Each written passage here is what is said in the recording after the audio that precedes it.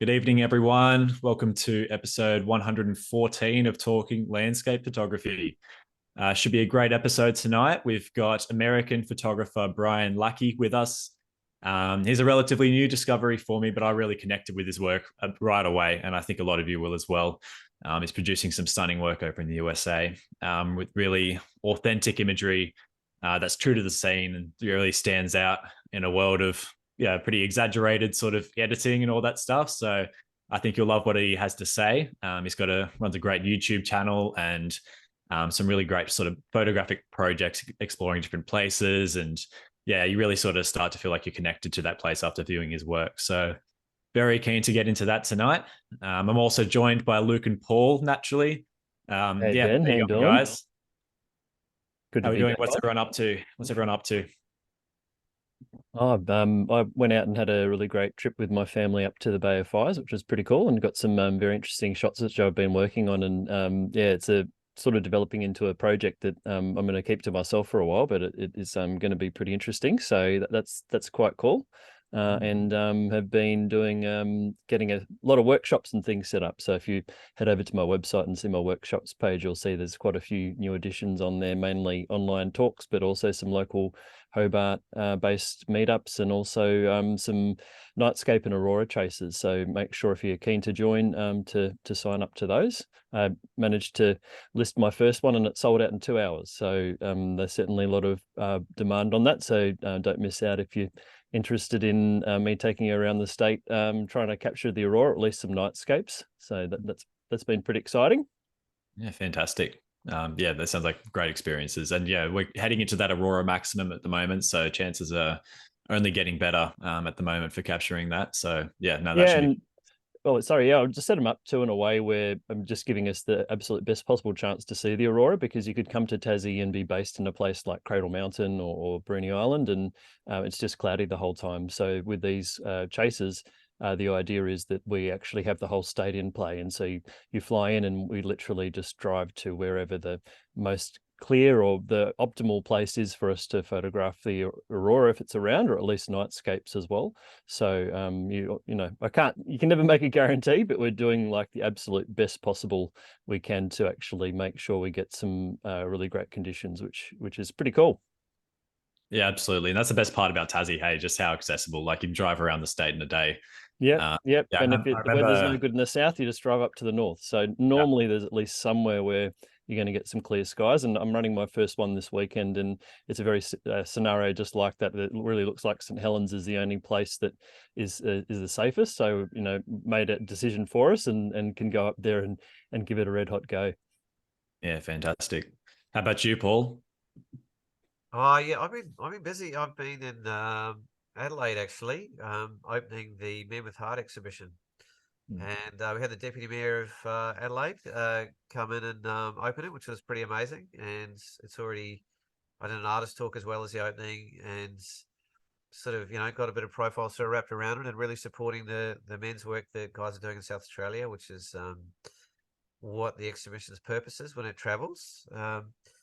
I also met up with David Darlenberg, and we're looking at moving the Altitude South exhibition down to Port Elliot at a beautiful gallery called the Strand. So we went and drove down and met the gallery owners, and are setting that up probably for February, March next year, which is kind of exciting to see that sort of natural interest in that project. That's, if you didn't know, that's a 8,500 kilometre aerial exploration of South Australia by myself, Tim Rate, and David Darlenberg. Mm. Had some exciting news in that I was finalist for Australian Landscape Photographer of the Year with Matt Palmer and Mika Boynton. Mm. So congratulations to Mika. She put me at the post again, second year in a row.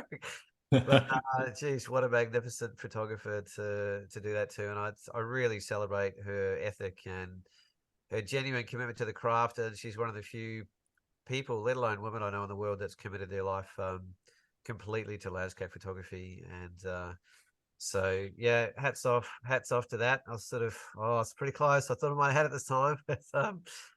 Yeah. Thank you to the judges, and also to the NZRPP for hosting kind of the Australian Awards for us, since we've lost the AIPP's platform to do it. I've judged over in New Zealand, I think 7 out of the last 10 years, and that's arguably the best platform in the world that exists particularly for judging live and judging prints as well. So yeah, been a busy few weeks, and chatting to Lukey about some ideas this year, and Ben and I still got some spots on our Tscharke workshop in November. Looking forward to getting back to what I genuinely feel is one of the best landscape photographs easily in the country, if not the world. And it's going to be interesting seeing some of the parallels with the Northwest stuff that Brian's done as well. But yeah, we've got a really nice setup for 4 to 5 days, which is a beautiful amount of time to just get a really, really deep, strong and authentic taste for the variety and the scope of what's up there. It's utterly world class. So yeah, feel free to come along. It's on Ben's website, Ben Mays. Yep. Yeah, some of us, like, probably one of 2 best sections of coastline in Australia, in my opinion, and definitely the wildest that I've experienced, and some of the best, temperate rainforest in the entire continent as well. It's such a diverse spot, isn't it? It's amazing. Yeah. So yeah, if you want to join Paul and I, we both absolutely adore the place. So if you want to join us frothing on just one of the best, most premier locations in Australia to shoot landscapes and seascapes and rainforests, then yeah, come join us for 5 days. We'd love to have you there. Yeah, so check the details in the email that we sent out, or also in the show description as well. And just on competitions, I'm actually heading to Adelaide myself this week, or this week coming. And they're having the exhibition launch and also announcing the winners for the Australian Geographic Nature Photographer of the Year. And I've got an image shortlisted in the monochrome category, so really crossing my fingers on that. But in any case, I thought I would go over and spend some time with my family, because looks like I'm going to be in Antarctica over Christmas, which is when I'm normally away and can see those guys. So I figured I'd sort of put it all together. So that's going to be quite fun, and yeah, hopefully things go well with the exhibition and things like that. So yeah. Stoked you've got the chance to get back to Antarctica. That's such an awesome opportunity. Yeah, very excited about that. So I am giving a free talk about Antarctica for anyone that's interested, and that's going to be, I think it's on the 29th of August, but just check my website or go to Sony Scene, and you'll be able to find that there if you want to see more of my Antarctica stuff. And of course, we have already done a show on Antarctica as well, so you can watch the episode that we recorded a few weeks ago on that as well. Yeah, I recently had my first ever competition grand prize win, actually, with Canopy Awards. Not as grand a scale awards as the NZIPP and stuff like that, but it's still nice for me to get a little win in there. So yeah, and that was more just something that I felt important to support. Because I've got quite an affinity for the rainforest and love for these places that are very precious yet very much at threat, especially in Tassie and around the world. So yeah, great to be a part of their great work and what they do in protecting our precious tree places. And they especially focus on sort of like the Dane tree and our sort of tropical rainforest in Australia, but they do good stuff all around. And what's great about that competition is every entry protects a square meter of rainforest. So next year, put that one in your diaries. And even if you don't think you got a shot, it's supporting a good cause. So yeah, Canopy Awards, one to keep an eye out for next year. Yeah, well, that's great. I spoke a bit about that briefly. He's understating the image that he won with. It's really astonishing and exquisite sort of image. So I don't know where you have it out, Luke. Ben, but I actually judged it at the APP Awards, and I was up there waving its flag and challenging all the judges up and screaming about all its qualities. It's a really astonishing image. So where can people see the image? I guess on the Canopy Awards site.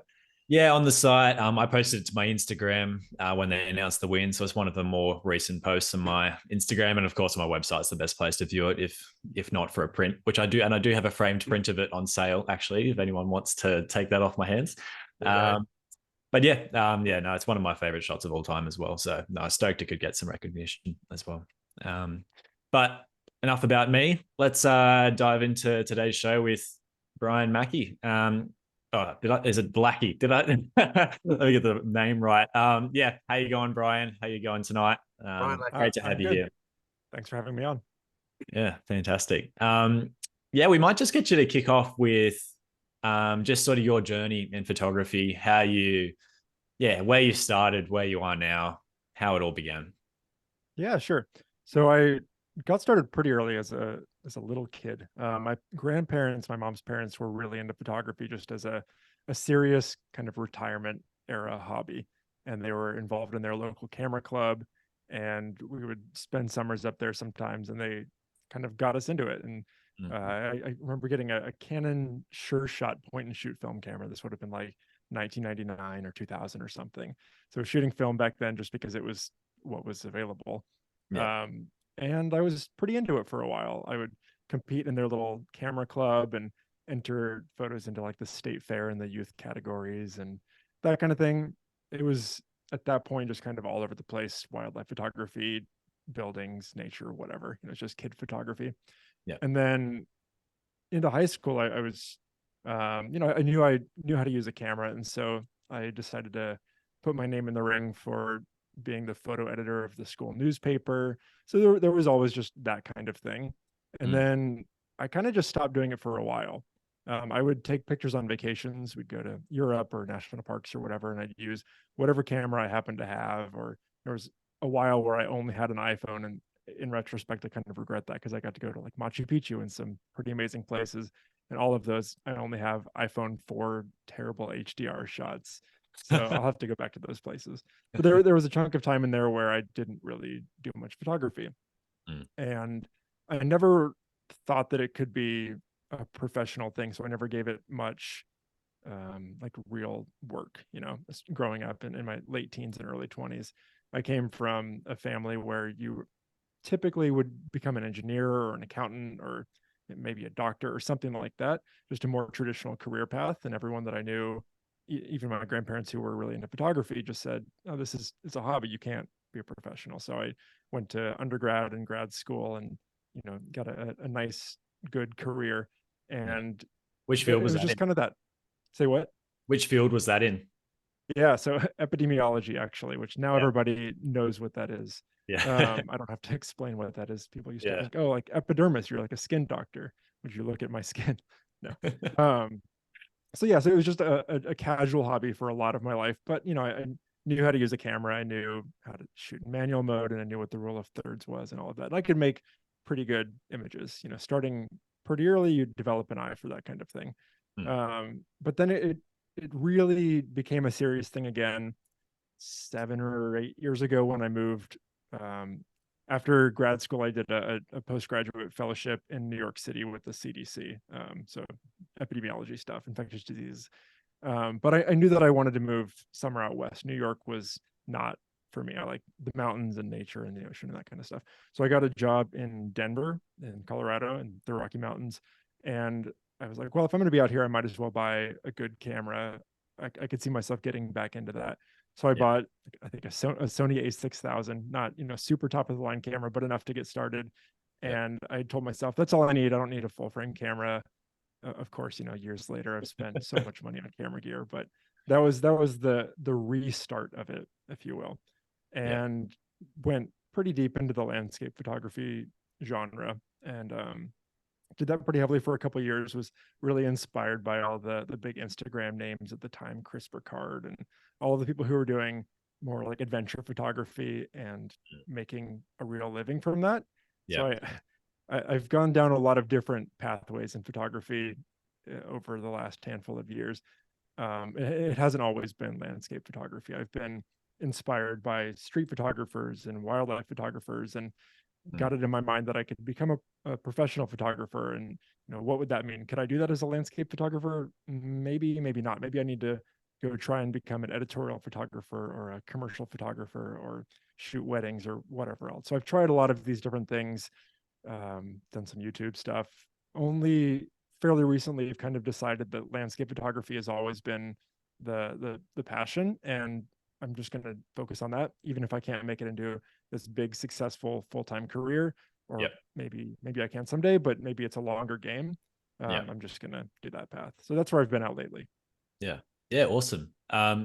So are you a full-time photographer now? Nope. I do a part-time self-employed consulting work, which covers most of my bills. So I've nice. decided that for the foreseeable future, I'm going to keep doing that, because it's a pretty easy way to make enough money, frankly. and it gives me lots of time to do the exact kind of photography that I want to do. I had gone down the path of trying to force professional photography to happen relatively quickly, and I realized that that was kind of changing the photography in a way that I didn't necessarily want to do. I was wanting to do more of like the outdoor lifestyle photography and genres like that were kind of related to landscape photography, but I thought had a better chance of more commercially viable. Yeah, exactly, right. Like there's people who would buy those kinds of images much more frequently than a nice waterfall shot or whatever. But I've decided that I kind of prefer doing it part-time, and so I'm going to keep doing that as long as I can still make enough money from part-time remote self-employed work, which is a pretty good position to be in. And I don't know how long it'll last, but while it does, I'm just going to do both. Yeah, for sure. And is that still in epidemiology? It's still in healthcare. It's not with infectious diseases anymore, but it's still healthcare data analytics stuff. Yeah, nice. Awesome. And yeah, I hear a lot of that sort of part-time sentiment. And I'm essentially part-time, except my part-time job is also photography, just different types of photography. But it, like, for those who do get to create a full-time job out of shooting exactly what they like, that's amazing. But it's such a blue moon sort of event, like for people to get that opportunity. And yeah, so many other photographers are doing what they love and supplementing it with, you know, other forms that they just don't showcase online or whatever. Like I'm shooting properties and weddings and events and all this kind of stuff still in photography, because that's all I know these pretty much, and that's what I love doing. And I wouldn't trade a desk job for it, but it's not like, and it does keep the pressure off the landscapes and what you're really passionate about shooting. So yeah, totally empathize with that sentiment there. Yeah, I mean, I hear what you're saying there. I think I could learn real estate photography or wedding photography. Like it, you know, there's enough overlap with any other genre to where you're not starting from scratch. Yeah. But I think you're right. That's kind of like a part-time job to support the passion photography, right? Yeah. So if it comes to that where that's the best option, then I'll go down that path. But at least for now, the best option to create the kind of life that I want to create has me working in another career entirely as well. Yeah, sure. No, that's awesome. That works really well. Cool. So yeah, there's a few different sort of things that you do with your photography. What would you sort of say you're sort of focusing on most at the moment? You've got your YouTube, you're shooting in projects, all this kind of stuff. What's your kind of, at least right now, what's your main sort of focus? Yeah. If you would have asked me this like 6 months ago, I would have probably had a pretty different answer. I would have probably described it more as travel photography with an outdoorsy landscape focus. I've realized that I kind of just want to focus even more locally on that. I've done a lot of travel, and there have been 6+ month periods where I've been nomadic and lived full-time out of Airbnbs or full-time out of my Subaru even. I've decided that makes the photography a little bit better, but everything else in life a little bit worse. It's hard to have relationships and keep up with friends if you're always on the move and, you know, staying places where there aren't a lot of people. And so I kind of realized that if I went hard down this travel photography path, success in that field would look like being on the road a lot. And I don't necessarily want to be on the road that much. I also fairly recently moved to the Pacific Northwest. I've only been here for about 2 years, and I just haven't even begun to get tired of it. It's so pretty here. There's so much to see at all times of the year.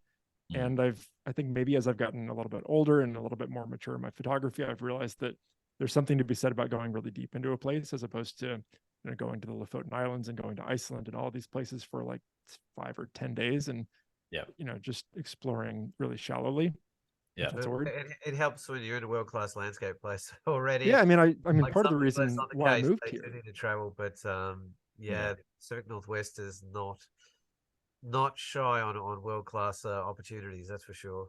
No, I mean, I moved here on purpose, right? Like I've worked, you know, in that part-time other career, I've worked remotely since before COVID. So I've had the flexibility to live more or less where I want to live as long as it's in the US. So I picked Washington on purpose.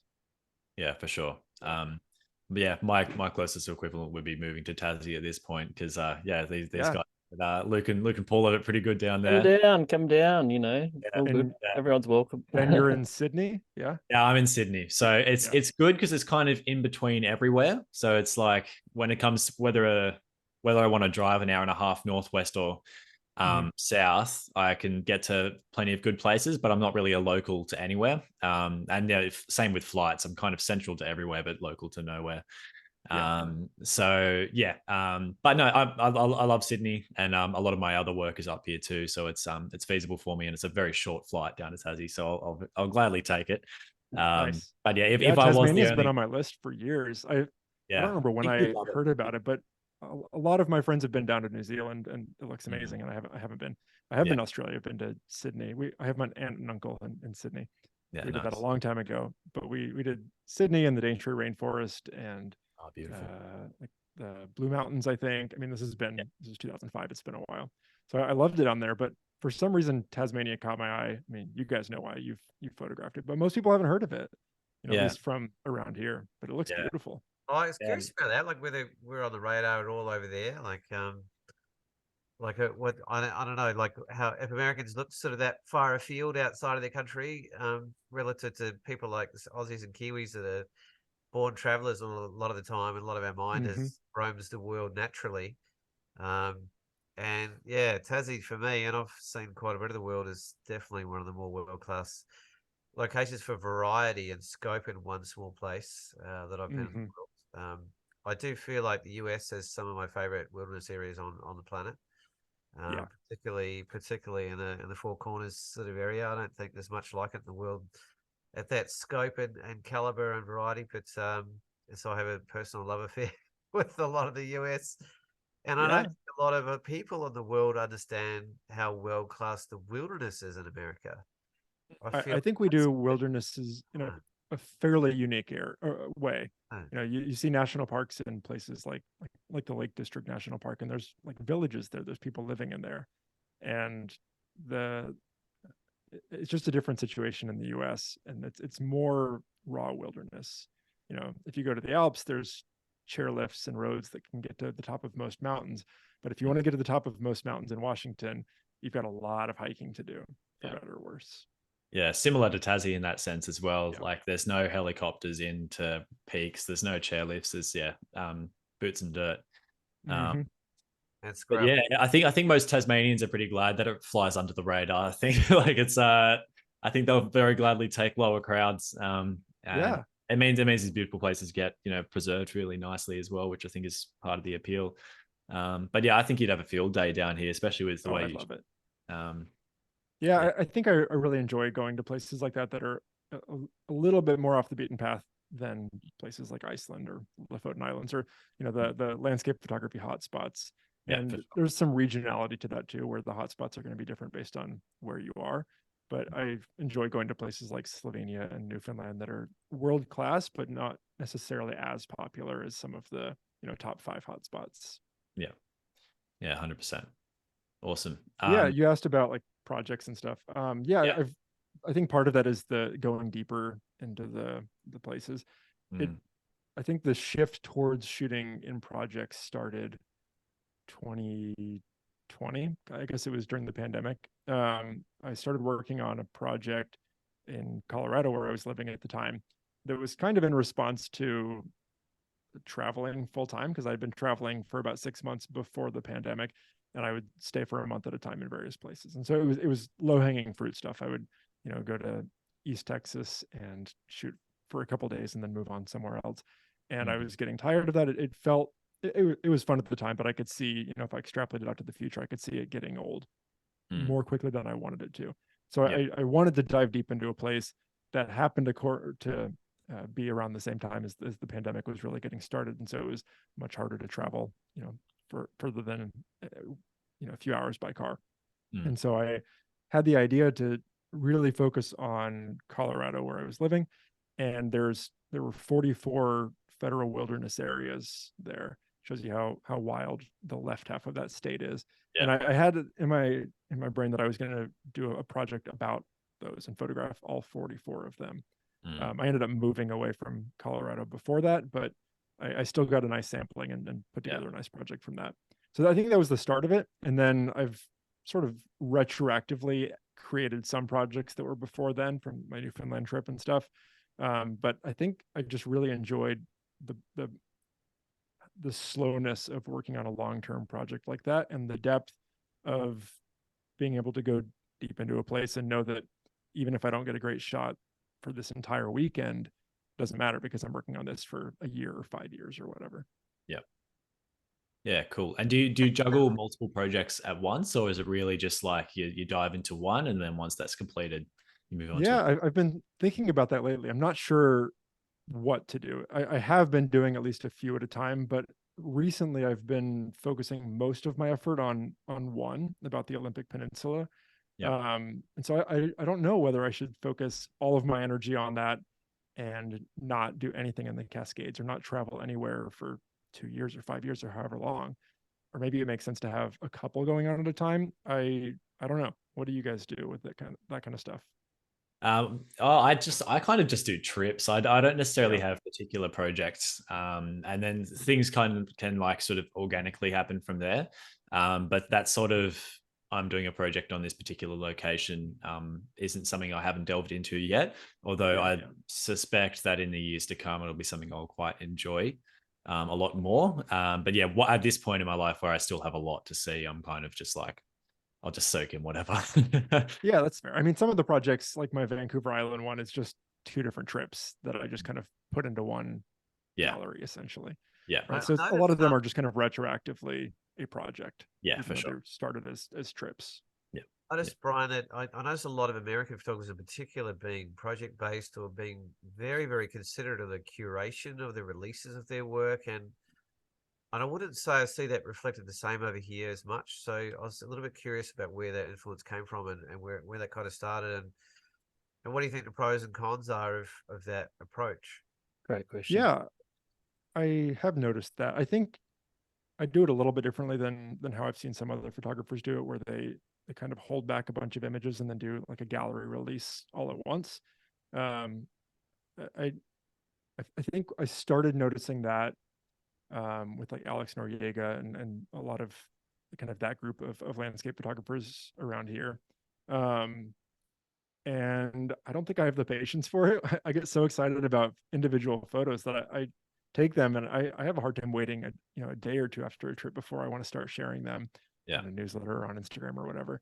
So I don't hold much back and publish a whole project at once. I'm just kind of adding to it over time, for better or worse. Maybe it would make more sense to do it kind of like how musicians do, where they put a bunch of work into an album and then release it all at once. But I'm constantly rearranging all of these projects and adding new pictures and taking stuff away. And so it's a little bit different from how I've seen other people do it. Yeah. But I do like the curation of having it in a project form. Yeah. So it's more of an organic, ongoing sort of thing for you. And then you can add to it as it grows and grows, and you explore a place more.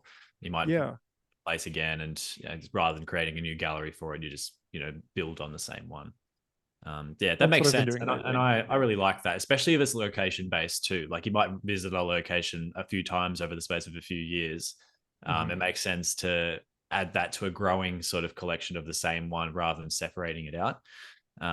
Gives a nice excuse to go back there as well, doesn't it? If you're working on a project as such, rather than feeling like you need to always see something new. It's like if you frame it as a project, then it gives you that permission, which I like. I mean, when you say it that way, that probably had an impact on why I arrange it like this, because I went to Slovenia for my first real dedicated landscape photography trip, or travel photography trip really at that point, in 2017. And then I wanted to go again, but it felt weird to have two Slovenia sections on my website. People do that all the time, right? They're like Death Valley 2021, Death Valley 2019, but for some reason that didn't feel great in my brain, so I just wanted to combine them. And so I think that's probably part of why I've done it like this, so that I can just keep going back to the same places without feeling weird about that. It's nice too, because then you can also show it in different conditions and different different seasons. Seasons, exactly. Yeah, those sort of things. Yeah, for sure. And it just really allows you to just get to know a place deeply, and maybe you focus deeply on one part of the area in one trip and deeply on another part. Just helps this growing picture, which is really cool, rather than like a very specific themed 30 images of curving dunes or rainforests or whatever it is. Sure. Gala releases tend to be, which can end up actually being from. It's more based around so the projects, kind of more around location rather than subject matter, I suppose. Yeah. And I've wondered if I'm kind of backing myself into a corner, making all of them geographically based. Yeah, I could change that if I wanted to, but at least for now, that seems to just be how my brain works. Yeah, categorizes them. Yeah, it's a very different brain pattern to collate work on a thematic level as opposed to geographic. It's sort of they both have their nuances, but so I kind of admire the people that go down a thematic route because I feel like the complexity or other elements or a different sort of brain pattern that you need to approach that. But I feel like it's maybe like the more artistic inclined brains are going to be thinking about it more that way. I've been into travel longer than I've been into photography, so I probably just think about places more than I think about individual themes within. Lean into your strengths and honor the way you roll, I think, is the way to do it. And sure, trying to play someone else's game. But I do feel like at this stage of the show, it'd be nice to give people an idea of what that means in reality. Like what does the project look like? How do you maybe pick one that you may or may not have added to already, and we can sort of get a visual kind of sense of how this process sort of works. Yeah. Sure thing. Yeah. Can you see the screen? Yeah. Absolutely. Yeah. Cool. I'm going to be looking a little off screen here if it looks like I'm not looking at you guys. So this one, right now I don't have a home page on the website. It just goes right into the first project. I don't know if I like that, but that's what it is right now. So the first one is the Olympic project that I mentioned. That's not the only project I'm working on right now, but it's kind of my main focus, and I find myself going there at least once a month these days. It tends to be at least a 3 or 4 hour drive, so it's not something that I can just pop down and do a quick day hike.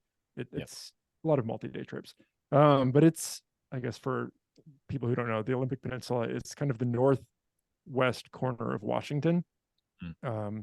And it's really wild. It's one of the most wild regions in the continental US, outside of Alaska. And I absolutely fell in love with it my first time there about 2 years ago. It's my favorite national park I've been to.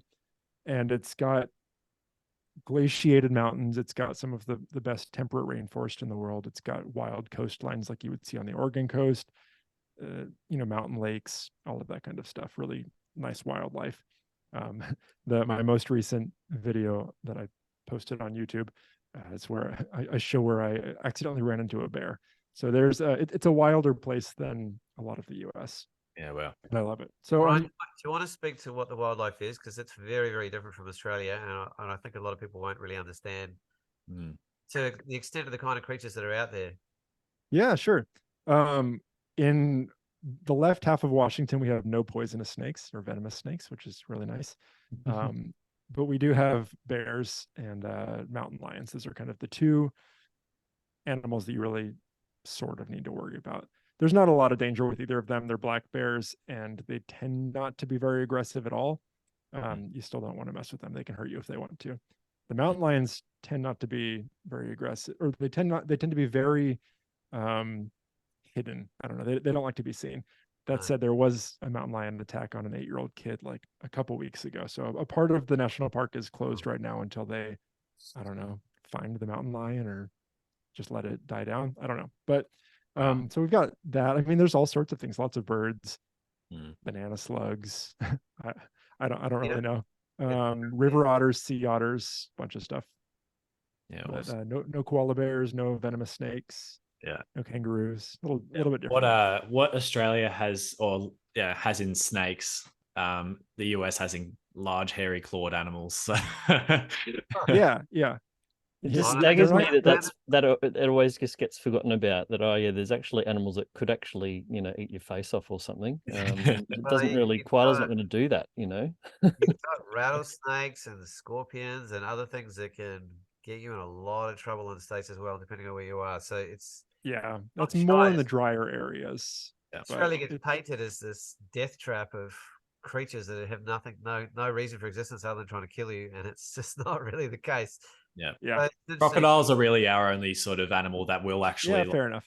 punch you, but and then the snakes, that just because you can find them in suburbia sometimes, I think that's probably part of it. But yeah, it balances out pretty well. I remember sleeping out in the open in oh geez, somewhere in Arizona, I think it was, on a cliff top, and I was thinking, oh, this is beautiful. I don't need a tent or anything. And someone the next day is like, dude, what are you doing? You realize you could have had one of these scorpions just crawl in with you, and it could freaking kill you. And I was like, what? So I don't think most of them will like, kill you. I've been oh, stung by a scorpion in Texas, and a couple it of sucked, tiny but it ones wasn't that that are bad. pretty gnarly. And apparently, it's the smaller ones you got to worry about more than the bigger ones. Yeah. Yeah. But I'm anyway, just it was flipping kind of through like, some it of just these. wasn't on my mindset. It wasn't on my radar until I actually started speaking to local people, and it was sort of like, oh, maybe I do need to watch. I have had some very interesting bear encounters, so that's another story. That's a gorgeous image right there. Love that one. This one. Yeah, that fog's fantastic. A lot Yeah, of fog in Pacific Northwest, yeah. yeah. The where I was before in Colorado got very little fog, and so the novelty of it still has not worn off for me. So anytime there's fog, which is most of the year except for summer, I'm a happy camper. Yeah, no, it's a good place to be. Yeah, but yeah, I mean, it's such a varied, wild place. You know, you go to somewhere in the Four Corners region, and there's a lot of variety, but it's all desert. There's some mountains, but I just feel like I could spend my entire life in the Olympic Peninsula and be happy. I mean, it's nice to be able to go elsewhere, but it's got pretty much everything that I want. And I'm just finding that there's so much to explore beyond kind of the 5 or 6 most touristy places. And it's a big place. You know, it's the size of a couple of the U.S. states on the East Coast. So there's a lot of exploring left to do here. So this is going to be a multi-year project. Just getting started. It's anything like Tassie too. It's a bit like you know, the tourists do tend to always go to the more popular spots, and so quite often being a local or having, you know, more time, you can actually really do that deep exploring that you just couldn't possibly do if you're on a trip. So yeah, it's very, very rewarding. Yeah, and a lot of the mountain regions, like the trails in the Olympic Peninsula, they're pretty long. I'll try to convert to kilometers. So next week I'm doing a big backpacking trip that starts in the Hoh rainforest, which is kind of the classic temperate rainforest spot in Olympic National Park. And it goes for 20 miles. I don't know. You guys can convert 20 miles, 30 kilometers, maybe 35 kilometers, something like that, up, you know, one way down the trail, and ends at a gigantic glacier. So it's, you know, you got to go a long way. It's going to end up being a 4-day backpacking trip. So it's not as conducive to the quick touristy stuff as some of the other national parks, with some exceptions. But I kind of like that. I might just stop on that black and white quickly, actually. I think part of what I like so much about your work, Brian, is just because you've got that bit more varied introduction to photography with interest in street and, you know, all that kind of stuff. It's a very fresh take on such an commonly photographed. Like, I've seen a million photos of the Olympic Peninsula, but you still manage to make stuff that really stands out because you've got that more diverse approach. And this, to me, is reminiscent of like a black and white street photo, but it's a beautiful forest on beach scene, and it just feels so timeless. So yeah, it's just a quality that I really like. It's got a film sort of quality to it almost, and like that waterfall previous one as well, which I understand is quite a popular waterfall, but I don't know if you guys get this as well, Paul and Luke, but it's just got a sort of film style quality to it. And I don't know if that's just a light or a lack of polarizer, or if you're doing stuff with some color grading or whatever, but it's probably all of the above. I shot film for a few years, and I grew up shooting film, so I think it's definitely impacted the way that I want photos to look.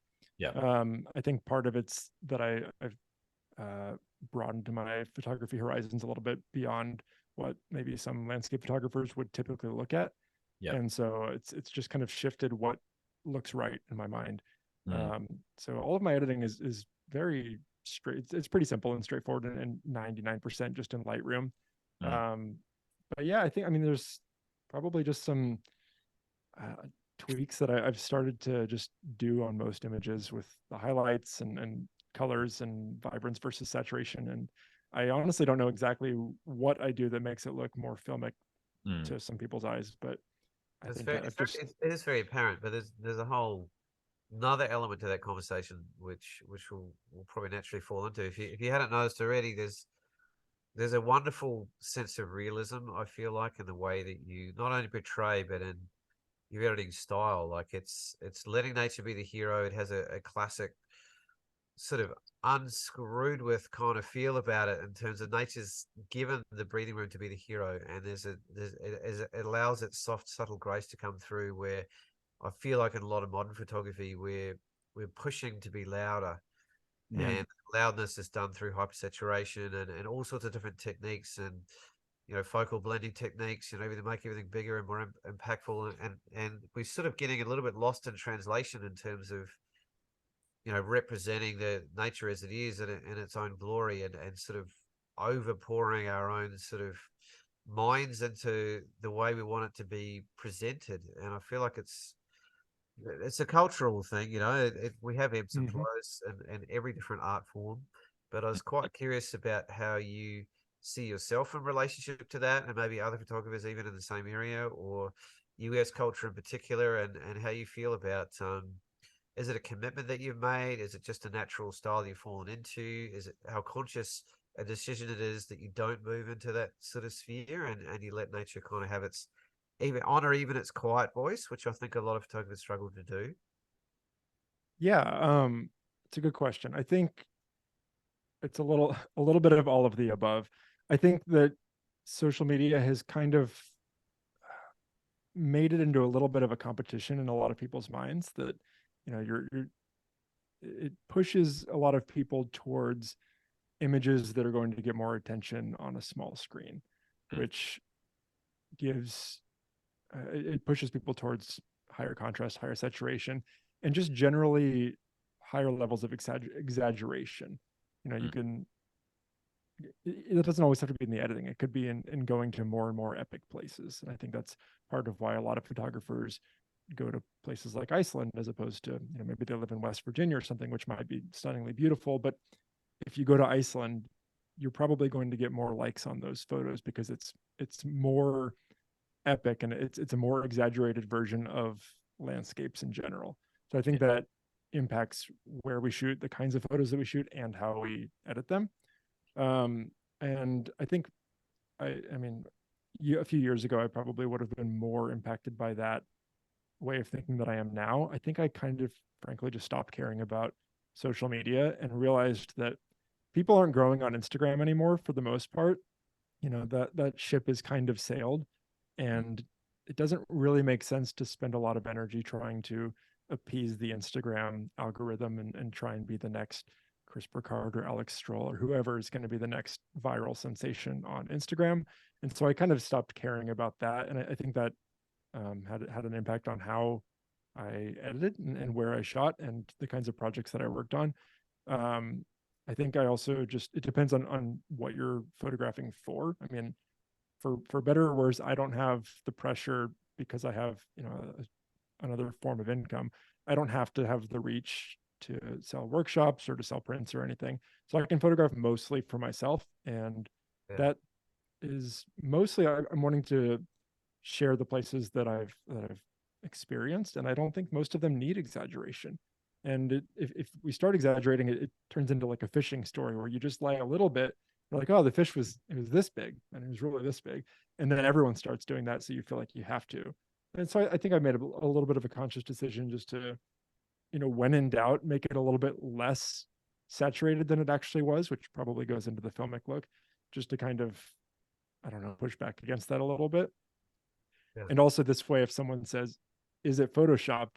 This is really what it looks like. I have kind of a good retort to that. And frankly, people don't ask that anymore because I'm not pushing the greens to be super saturated or the sunsets to be incredible or swapping in a sky that wasn't there.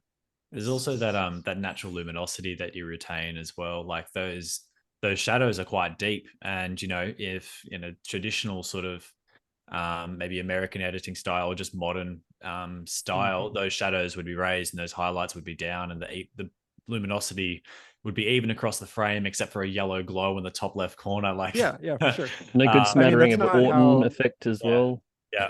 I mean, I think part of it's like I've Like explored enough rays. places that I know that it never looks like that in real Yeah. life to my eyes. Maybe it does to some people. We all see differently. Yeah. I just know that like I've never seen something glow that much, and Yeah. I don't need to make it look like that. Yeah. Yeah. No, it's great. It Yeah. reminds me a lot of Grant Dixon's sort of style as well, and some of those more forested scenes, just very clean colors and very letting the subject do the talking or the scene do the talking. Yeah, it's beautiful. I'll Yeah. say that I've I think only it adds recently been. Oh, sorry, go ahead. I think it adds a quietness and a poise and a serenity. I think and that really flows through a lot in your work because it's not screaming at you. It's not bashing around the head for attention. It's allowing you to slow down in a more gentle, graceful way. Maybe I would like to think go a little bit deeper. And that's something. If you hadn't noticed in the competition world, there's another competition that's emerged called the Natural Landscape Photographers Award, and it's born from a few guys around the world.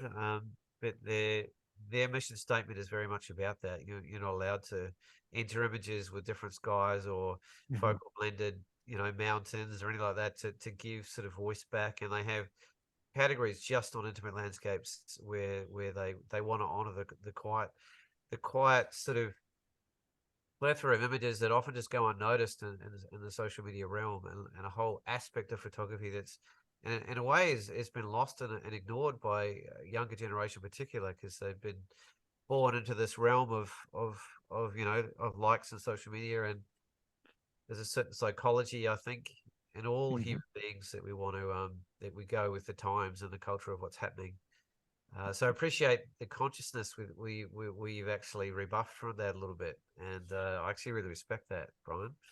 Yeah, thanks. I actually submitted to that contest, and it's the first one that I've done as an adult. I entered into a few contests as a kid with film photography back in the day, but partly I just wanted to put my money behind it. Like Matt was saying earlier, Yeah, me I too. want to support that being, more at the forefront of what landscape photography is in more and more people's minds.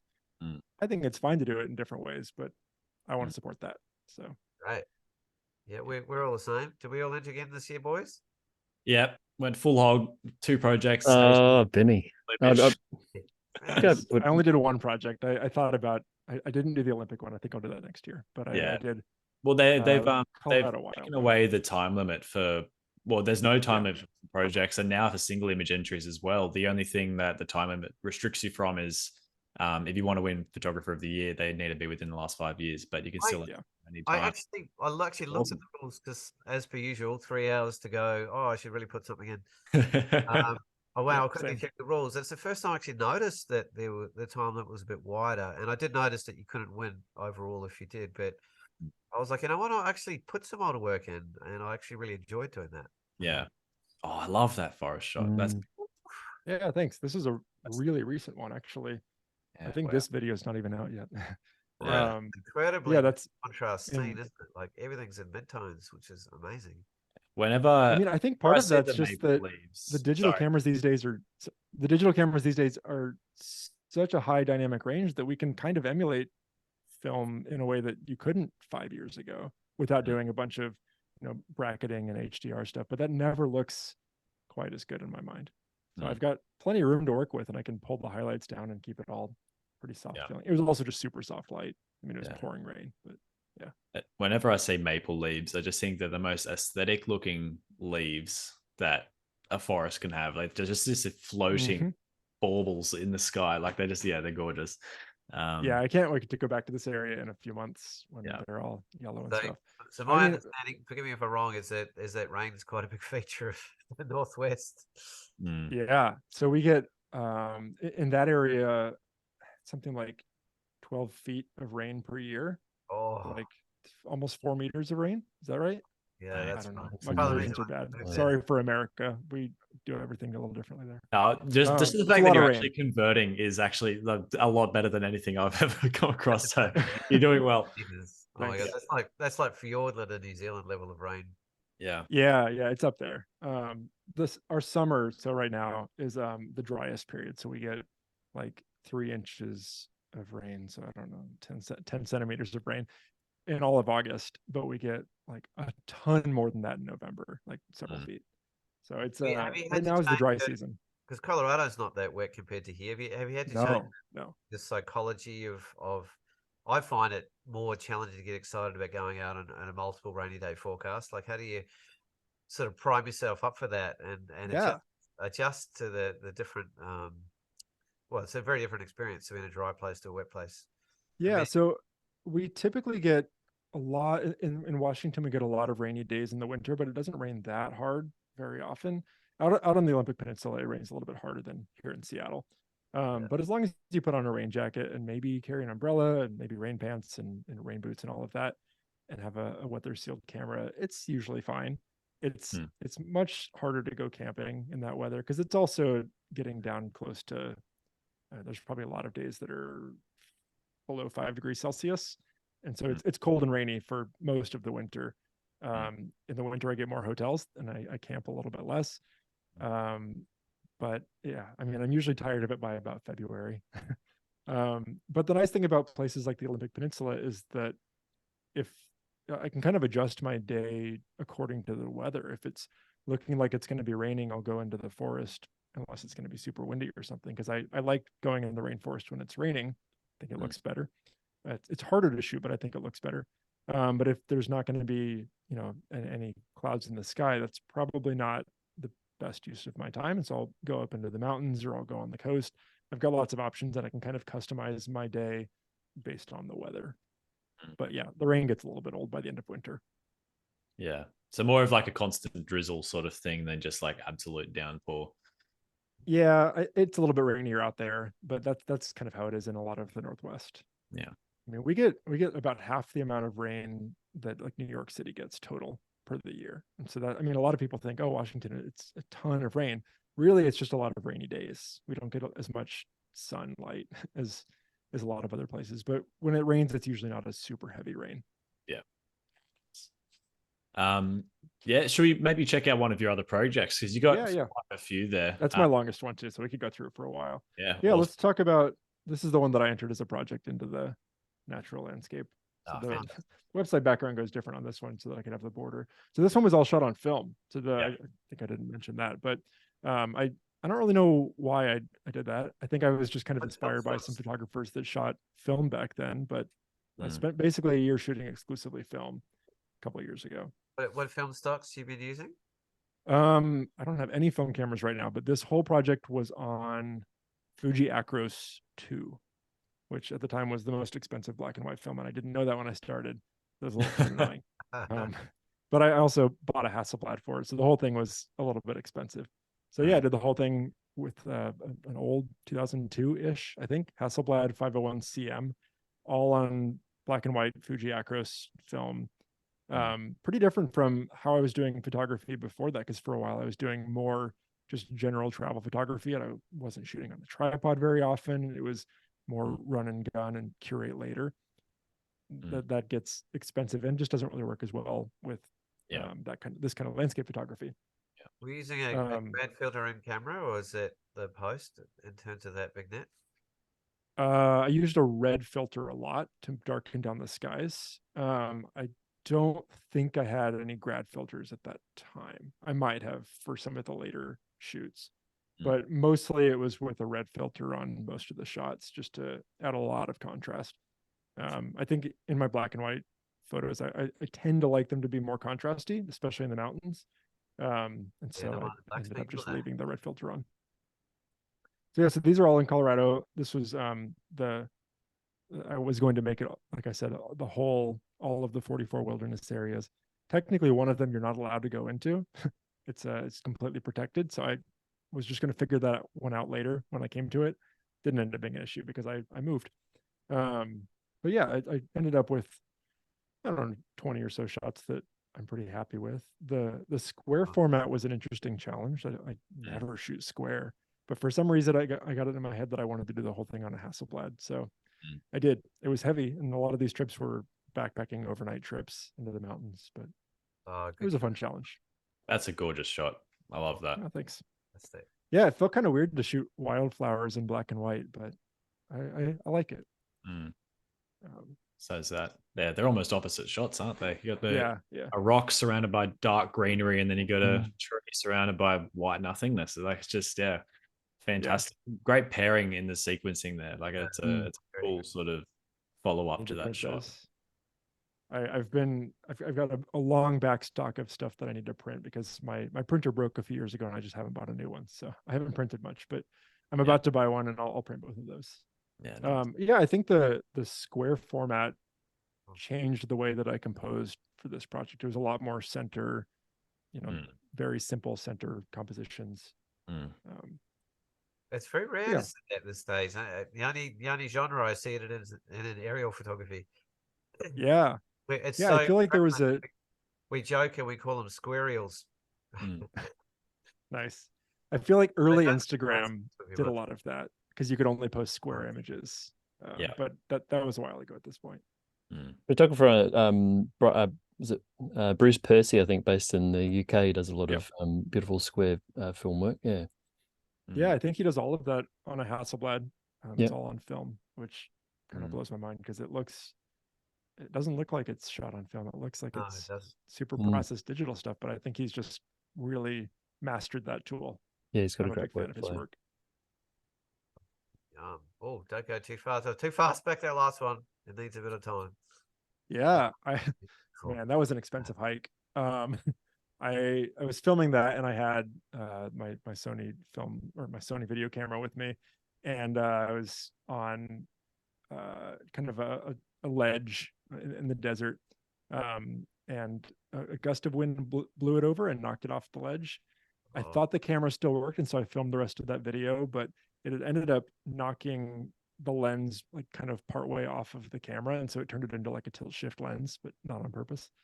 So I ended up having to get the camera fixed, and then I got the lens fixed, but the lens actually never got fixed, so it was just a waste of money. So that sucked, but it was a cool place. That's a really cool shot.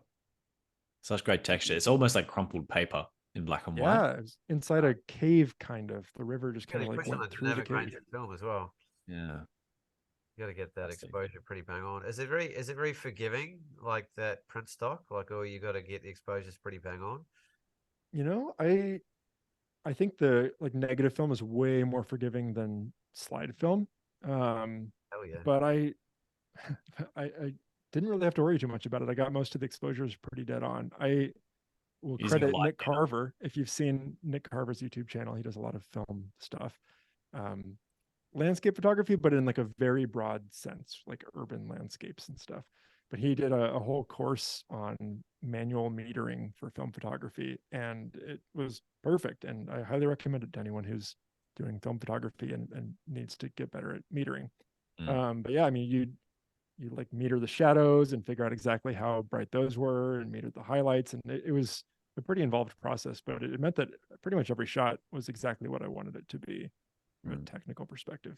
But yeah, a much, much slower way of doing photography than I was used to. And did you find that slowing down helped you, just create better photos? Did you find that deliberation in the process meant that because you're more invested in that single frame, did you find that like even when you transition back to digital, did you find that sort of process influenced you later? Yes, definitely. I think it made me a better photographer, but only because I'd already been shooting for a few years. I think digital photography is absolutely a better way to learn photography because you get the immediate feedback. Think back to when we were all learning photography and learning what aperture was, and you didn't know what f/16 was versus f2.8. You didn't have like the intuition of what that would actually mean. And unless you're really good at taking notes while shooting film and then analyzing stuff afterwards, you're not going to learn really, what all the different settings and choices do to an image compared to seeing it immediately on an LCD screen. But because I already knew all of that pretty well, I think my weakness in photography at that point wasn't the technical stuff, and it wasn't getting the composition most of the way there. I could do most of that on instinct. My weakness at that point was kind of taking it from 90% to, I don't know, 95% or whatever, probably not ever at 100%, but that kind of the last little bit where the composition's pretty good, but maybe if I move 3 inches to the left, it'll be a little bit different, better or worse. But you try different things. I think shooting film and just shooting more slowly in general helped me kind of get to that next level. But I think it's important that I did it at that point in my photography journey as opposed to right off the bat. Yeah, for sure. It'd be a real just roadblock or just real challenge to be doing that right off the bat. So yeah, like you said, coming into it without struggling with the basics, I think is an important part of it. And yeah, if you're at a point looking to hone in composition, understanding, how everything else works together, then I think, yeah, for sure, it's about understanding when that's an appropriate thing to do. But it sounds like it was really beneficial for you. Yeah. And lately I've been shooting much more like I did during that film experiment, shooting mostly on a tripod unless it's like wildlife photography or something. Yep. And taking a while for each shot. I think partly that's because I'm shooting less during sunset or less during super fleeting light. Yep. And so I have the time. I'm not rushing around and trying to get 3 or 4 good shots during a 10-minute golden hour chunk. Yeah. But yeah, I mean, it was a super good learning period, this project. But I don't miss like scanning in film and cleaning off dust spots and paying for film. And it's I will happily shoot digital at this point. I do have a 4x5 large format film camera that my uncle lent me. He didn't give it to me, but I basically have access to that. So I'm curious to try that and play around with tilt and shift and the camera movements and rise and all of that. It seems a little bit overwhelming, but at some point I'll play with that. But for the most part, I'm shooting digital now. Yeah, great. Fantastic. Yeah, I really commend you. I don't know many photographers, and I considered it. I kept all my film gear, and I never touched it. Always thinking I'd move back and discipline myself and commit to getting really refined on my camera craft. And a few times I almost bought a meter, but I never did. And so to do that for a whole year, and particularly on overnight backpacking trips, yeah, hats off to you, brother. That's a really significant commitment to craft that I think few people are willing to do these days, and so I admire it when they do very much. Especially part with of it is that great I'm not doing it professionally, or at least just as a part-time. I mean, it's set up as a business and I make some money from it, but I'm not reliant on it for my income. So I can take those risks and go on side tangents and play with street photography and play with, film photography exclusively. And I don't like lose my house or something. So that's, I don't know. It's something to be said about doing it as at least partly as a hobby. Yeah. Less of a gamble for sure.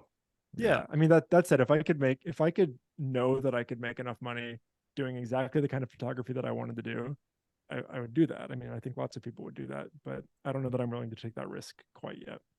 Yeah, we'll see.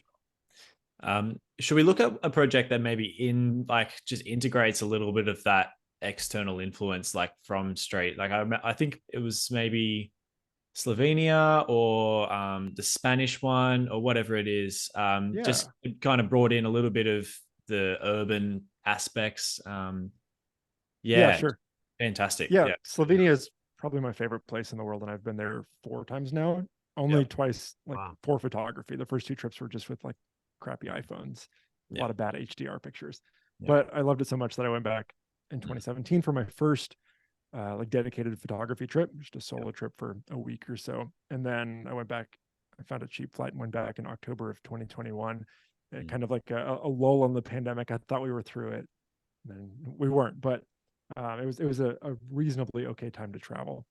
And it's a tiny place. It's probably as big, maybe smaller than the Olympic Peninsula. And there's so much to see there too, which is fun. And I happened to be there during peak fall color. But this first one was from 2021. This is from 2017. So yeah, I think this project is more on the side of travel photography than pure landscape photography. It's still gravitate towards like the wilder parts of Slovenia. There's nothing in the capital city, as far as I know. But one thing that I learned about travel photography is that if you want to sell or license images in kind of the travel photography marketplace, landscapes can be a part of that, but a lot of times you want people in them, you want buildings in them, or you want some sort of human connection to the place to show this is what it would be like for you, the traveler, to be there. And I also just really enjoy traveling and exploring these places, and I wanted to take, pictures of them. So there are this one's actually technically in Italy, but don't tell anyone. It's just over the border, like a mile. But so yeah, I mean, I didn't have the restriction of the landscape genre in my mind. I was just wandering around, exploring the places that I like to explore, and taking photos that caught my eye, and then curated it into a project later. But there was so much human interest and human elements in it that it wasn't just a landscape project. It would be a no-brainer to do that. It's so beautiful there, and you could easily just do landscape photography there. But that wasn't my experience of traveling there and seeing all these other places. Yeah. Yeah, I'm sure this kind of shot was definitely impacted by spending too much time on Instagram and seeing a lot of small people in a big landscape photos. But is that looks like autumn colored leaves turning? Is it or is yeah, some of the best fall colors I've ever seen there. Just stunning all over the country. And the water is it's like the Canadian Rockies lakes, that just like that glacial blue, but it's from the dissolved limestone. So the Socha River just looks like Gatorade. Yeah. Similar to Gatorade. Yeah. Love that. Oh, what would have had? Yeah, it's a beautiful place. I definitely want to go back again soon, and I'll probably be focused more on the landscapes next time I go back, just because my photography has shifted in the last couple of years. But it's hard to go wrong in a place that beautiful. Wow. Oh my god. Yeah, some gorgeous tree intimates as well from my memory of browsing this one. There's another particular one in the fog that I'm remembering, similar sort of conditions to that first shot with the huts. Yep, same forest. I know which one you're talking about. Yeah. Not far from there. Cool little canyon there. So I mean, this is kind of a counterpoint to my like going deeper into a place. I go to the Olympic Peninsula for 3 days, and I explore around one little tiny piece of rainforest. I'm half a mile from the car for 2 days, basically. In this place, I'm driving all over the small country, but I'm driving all over the country for 2 weeks or 10 days or whatever, and trying to squeeze in as much exploring and photography as I can. So I say that I enjoy going deeper into places, but I think there's still room for these kind of wild, fast exploring photography trips. It's a different kind of photography, but it's really fun. And they're good. Yeah, they're good fun. And yeah, especially like it's a big part of, when you're visiting a place that you can't often get to too easily. And I think, that's why we see so much of it, because people are wanting to get to places beyond home. Their work means that they have to just smash through a bunch of stuff. And they can't, spend too much time at a place. But yeah, there's definitely merit to it. I think there's room for both. And I think it's important to incorporate both. I love this shot. I think that's fantastic. And obviously it's so different to the sort of stuff that I do, but it almost looks like a sort of like a wedding style shot. Like you can imagine like a couple in the middle there, or I don't know, like it just captures the rustic, those rustic huts. It'd be a really rustic wedding. Fantastic. I get married on a rustic farm in the mountains. Awesome destination for stuff like that. Or I'd buy that house. Yeah, it's just really cool, and the way the timber sort of matches the tones of the trees as well, like mountains, feels just very authentic. I really like it. Could be 90 years ago in my mind. That this shot. Yeah, I'm sure it's older than that. Very timeless quality to it. That's probably another reason why my editing style has gone more and more natural, is because if you're including a really wide variety of subjects in a project like this, if you have people in the shots, or houses are in the shots, it's going to look weird if they're all super saturated, because people's skin isn't super saturated like that, and animals aren't super saturated like that. And so I think it would look out of place if all of a sudden you've got super saturated, otherworldly Orton effect glowy landscape, and then in the next shot you see people in a scene that doesn't look like that, because it would look weird. So I think I kind of kept it realistic out of necessity and out of lack of like expertise in editing, because I mean you can do all of those in a hyper realistic kind of way, but I didn't have the like Photoshop retouching skills to do it consistently across an entire body of work. So I just kept it all pretty realistic. Yeah. And a really nicely considered composition here too, just making sure that that little twiggy branch that comes down isn't intersecting with the mountains in the distance there. You placed it really nicely, and that could have easily been intersecting with those mountains and not worked at all. Yeah. Thanks. Yeah, I think that's the kind of thing that I don't know that I was consciously thinking of that at the time, but I think, I don't know, people talk about like the rules of composition, and I think that's a good way to get started. But I think the best way to get good at composition is to spend years and years and years photographing Yeah. and to look at like tens of thousands of other photos, and you just start to train your brain into what looks right, what looks balanced, and all of that. And so I think at this point, those kind of decisions are entirely subconscious or mostly subconscious. And I don't ever really think about like the rule of thirds or any rules of composition. It's a gut feeling at this point. It just More about balance than balance. following rules. Does it Yeah. feel like anything feels weird? Like if that branch was overlapping, that would probably feel weird. Yeah. Technical term. So you do have the rules, are just sort of subconscious intuition type things. It's just you're not having to they're actually built run in, through but a I think list. it's Yeah. more nuanced than like a checklist at this point. Yeah. I think most of it revolves around whether something feels balanced. There's a great video that I watched recently with Joe Cornish, British photographer, Yep. raving on, like, just really just praising Peter Dombrovskis' work, who's a iconic Tassie photographer. And he's going through one of his books, and he pulls up this photo of like a tree on the edge of a lake. And he says, technically, by all means, this breaks every law of landscape composition there is, but it works. Like, it's odd angles and there's funny things going on, but it's also carefully balanced and placed within the frame that, despite it not following any conventional rule of composition, it still works as a photo, and it stands out so much and on its own so well as a result of that. And it was incredibly complex, and there wasn't just like a single, your eye goes here. It was all over the place, but it told the story of that scene so well. And I think we've like, and I'm very guilty of this too, like we've kind of, in the Instagram culture, we've kind of gotten into it needs to be one clear sort of vector pointing to a singular clear subject that stands out from everything else, and that's the only worthwhile photos sort of worth shooting. But it's not the case. Because you need to have something eye-catching, and people need to be able to connect with it immediately. There's not enough time to 0.5 do what we're seconds, doing now, where we can like sit there and sort of pour over it and actually, oh, that's doing that. Oh, that's doing that. I can see how that works. You don't have time for that these days. You're just scrolling through all the time. So it's why it's really nice to be able to sit down and actually, I guess, really immerse yourself in these images. Yeah, absolutely. Yeah, I mean, I think, to kind of take it in a slightly different topic there, I think that's a big reason why I'm not a big fan of social media. I know it's not a very hot take these days. Lots of people aren't a big fan of social media, but I've gone out of my way to, to experience photography through other mediums, other media. So I spend a lot of time looking at people's websites, looking at books, and what my request to the photography community is to make more of that, to make more email newsletters or whatever else. There's always going to be the next the next social media platform, Vero or whatever it's going to be, but I don't know that we necessarily need a new Instagram, need to kind of replace that whenever it runs its course. There's so many other platforms out there.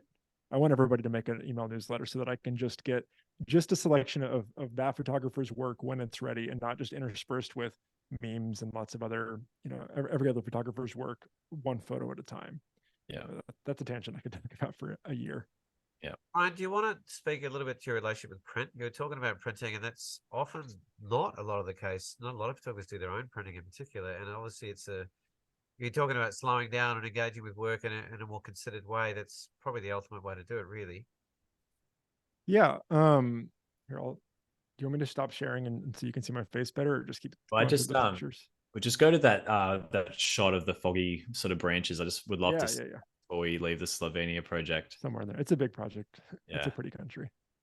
Oh wow. And people can go to the website and everyone go to Brian's website. It's, as you can see, it's nice and clean. It's really nice. I think so. I think there's a landscape one as well that maybe. No, if so, we might have passed it already. We'll just stick on that one though. Printing, that was the question. Yeah. I had a printer for a while, and it broke, as printers do, and I threw it in the dumpster and never wanted to see it again.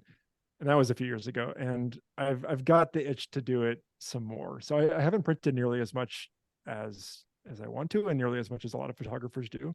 I know some photographers say that, you know, a photo is not complete until it's printed. I think that's more of an old school mentality. Obviously, the vast majority of photos now will never see anything except for screens.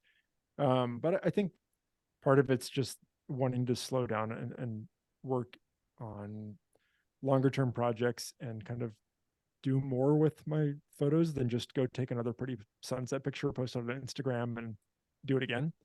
And I like the curation that can happen with other forms of media, like a website or like a printed book. And I think that prints are a good way to do that. I mean, I think they're not the only way to do it, because you're not going to sell very many prints probably as a photographer. You're not going to be able to hang very many prints on your wall as like a photography enthusiast. So I think books are another really good way to put photography out into the world, that's in a slower, a slower manner, that takes a lot. You've got to really get the photo to that last, that last little bit that you don't necessarily have to worry about if you're only posting it on Instagram or something, because no one's going to be able to see those tiny little mistakes, whether it's a sensor spot or whatever. So yeah, I if I could like quickly make a book from a project for not a lot of money, I would do that. But for now, I want to start with just making more prints and being able to kind of play around with them in my hands and rearrange things and experiment with, ordering projects in different ways. For myself, I also enjoy being able to make prints for other people, sell them if they want to buy them, and have them on people's walls. That's fun. But really, I think the main reason that I'm wanting to do it is just for myself, so that I can see it in print.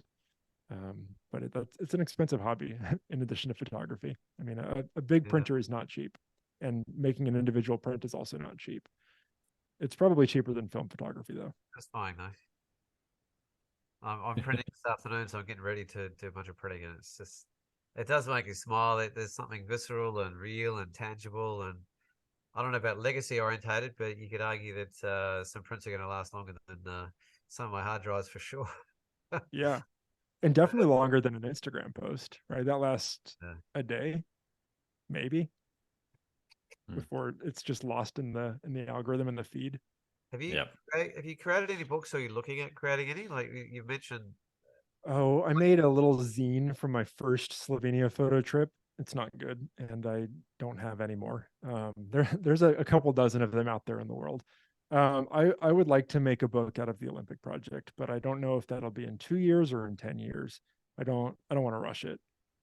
But I've been getting more and more into collecting photo books, and I've got, I don't know, 100 or so, a bookshelf worth of them. And I really enjoy seeing photos in that way, and I would love to do it, but I don't think it's the kind of thing that you want to rush, especially on a place that's as near and dear to my heart as the Olympic Peninsula. So yes, absolutely. But I don't know when. And that's the benefit of the project style of shooting. Hey, is like it really suits a book release, and there's different thought processes on whether a book should be very targeted towards a theme or a location or whatever, or if it should just be a general greatest hits style. I think people tend to lean to the former, and I think just that project is just such a great way to. Oh, do we lose you? Looks like he's had some connection problems. Just showcase. Frozen in translation. Oh, he's smiling at us. You got me back? Yeah, there you go. That's where it is. The automatic backup just started again on its own. Sorry about that. So I think it just lends itself so well to that project style, and like you said, is such a good way of putting books out into the world at an affordable price for most people too, because prints are a lot more unaffordable than books are, and you can store a book on your shelf rather than have it take up a meter on your wall or so. Right. It's less of like a commitment too, because I feel like I only have enough room. I've got a small place. I've only got enough room for a handful of prints. Yeah, and I mean most of them are my own, because it's way cheaper to print your own work than to buy someone else's. Yeah, but it's a commitment, right? You've got one of 7 slots, or whatever, however big your house is. But a book, you got room for a book. 50 And photos it is and that it's big. kind of weird that it's Right. cheaper than a print in a lot of ways, right? Like, probably that's just how the photography market works. We mark up prints more than we mark up books, but you can get a book for the same price as a print. It's a relative word, because the amount of time and effort in creating a book is massive compared to a simple print. Yep. It's probably economies of scale, like you're doing maybe 800 books in a run, but you're doing one print at a time. Yeah. So that's probably a big part of it. But yeah, I love collecting some books. I don't have 100, but I've got maybe 12 or so, 12, 15. Probably about 15 books, and they're fantastic to look through. And I was just eyeing off Hans Strand's new Aqua release that is pre-orders for, and I think I'll probably bite the bullet on that. But I've got a whole list of ones that I haven't bought yet. Yeah. I mean, a lot of mine aren't just landscape photography books, because I've gone down a bunch of different rabbit holes. Yeah. Which is kind of nice sometimes to get out of my comfort zone and go look at street photography or whatever. Yeah. But I do want more landscape photography books. There's a photographer down in Tassie called Nick Green, who does sort of lots of black and white surf stuff. Are you familiar with him? Yeah. I don't think so. I think you'd absolutely love his work, Brian. Okay. He does a bit of a little bit of grainy film stuff, a lot of black and white, very much sort of vignettes of little places, but quite dramatic and project based as well. I think, check out Nick Green. I think you'd absolutely love his work, and he's got a book as well that I think it's out of stock on his website, but you can find it at retailers. So cool. That's a bit of tangent, but I just thought I'd recommend that to you while we're on the topic. No, it's always good to call out good work around there. Yeah. For sure. To me, that's a natural segue to something I would like to connect you with, is who are the photographers that influence you that are currently influencing? Or I mean, it's been a different subset. Yeah, it's been a different subset or different list. I'll pick a different project and we can just not be stuck on this one photo for a while. Let's do Newfoundland. Let's see. We can probably even go to the websites if you're okay with that. Yeah, sure. Yeah, show other people's work. So Richard Gaston came to mind. I don't know that he would consider himself a landscape photographer. That's what a lot of his personal work is, but he does commercial work for Arc'teryx and Apple and a bunch of kind of modern cabin-y architecture photography. But all of his personal work is mostly landscapes. Landscapes kind of travel photography. He's based in Scotland, and I think his colors are I love it. I think it's fantastic. I think probably my editing style has been influenced by people like Richard's. He's, like I said, from Scotland. I think there's a lot of British photographers in the landscape photography genre and also more broadly that like a little bit muted. Like they're erring on the side of making it less saturated than real life. Yeah. I think he might be allergic to the color blue. I don't think there's any blue in any of his photos. Except for some of the ones where it's like, I mean, this one's called Cerulean. There's blue in it, but he his editing style is a little bit different from what you would think of when you think of landscape photographers. But I can't put my finger on what it is, but I find myself coming back to his work all the time. It's very timeless. I mean, it's super simple. Yeah. It's saturated without feeling saturated, and it's sharp without feeling over sharp. And the I thing don't have about the vocabulary to talk about it that someone like Tim Parkin or Joe Cornish might, but and I mean the thing about an understated style, both with saturation and contrast and stuff, is it ages better. Like if in doubt, have something that is a bit more tasteful in application, like bombastic styles like the extreme HDR and Orton is the new HDR. Like Orton, people 2015 were like, oh, HDR disgusting, but they were applying 30% Orton effects on their light bleed. Or light, the Ryan Dyer light bleeds, which he's converting to light rays now and all this stuff, right. It ages and it shows the sort of 5 to 10 year period that people were shooting in very easily. Whereas when things have just a look that is more sort of true to life, true to life doesn't age. And so I think something that is less over the top is always going to, I don't know, stand the test of time a little better. I've got another view too on that, and that's with AI also coming to the fore, and more AI generated artwork is coming out. I have a feeling that they will be skewed a lot more towards that bombastic style, as you put it, Ben. So, you know, I could be very wrong there. I'm sure you could say, "I just make it look natural" or something. But I feel like people will start to appreciate this kind of work even more because of that as well. Yeah, for sure.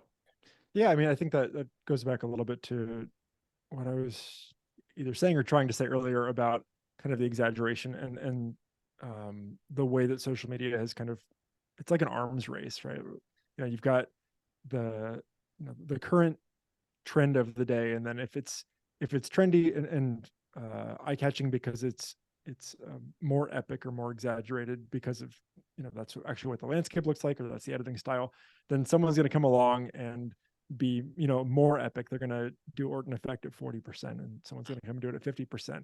You know, and I think that's like the slippery slope of where, you know, if you're standing out by being more epic than everyone else, someone else is going to come. Like there's no reason why someone couldn't come along and make Only so something far that's more, and it doesn't have to be epic. It could be more extreme. You know, it could just be super contrasty black and white, but someone comes around and does even more contrasty black and white.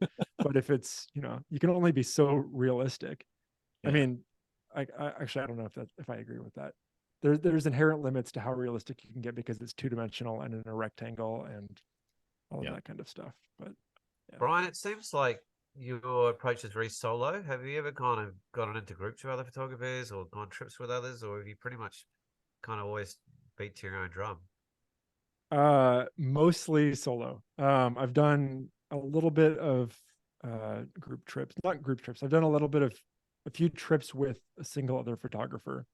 I think I've also done a lot of solo travel, because I like being able to just go at my own pace. And I mean, when it came to travel, I always had a hard time explaining why I liked traveling solo. But it's, you know, if I wanted to sit on this bench and hang out for 3 hours in the middle of nowhere because, I don't know, it resonated with me or something, I can do that. I don't have to convince anyone or even worry about whether anyone actually wants to do that, or whether they're just saying that to appease me.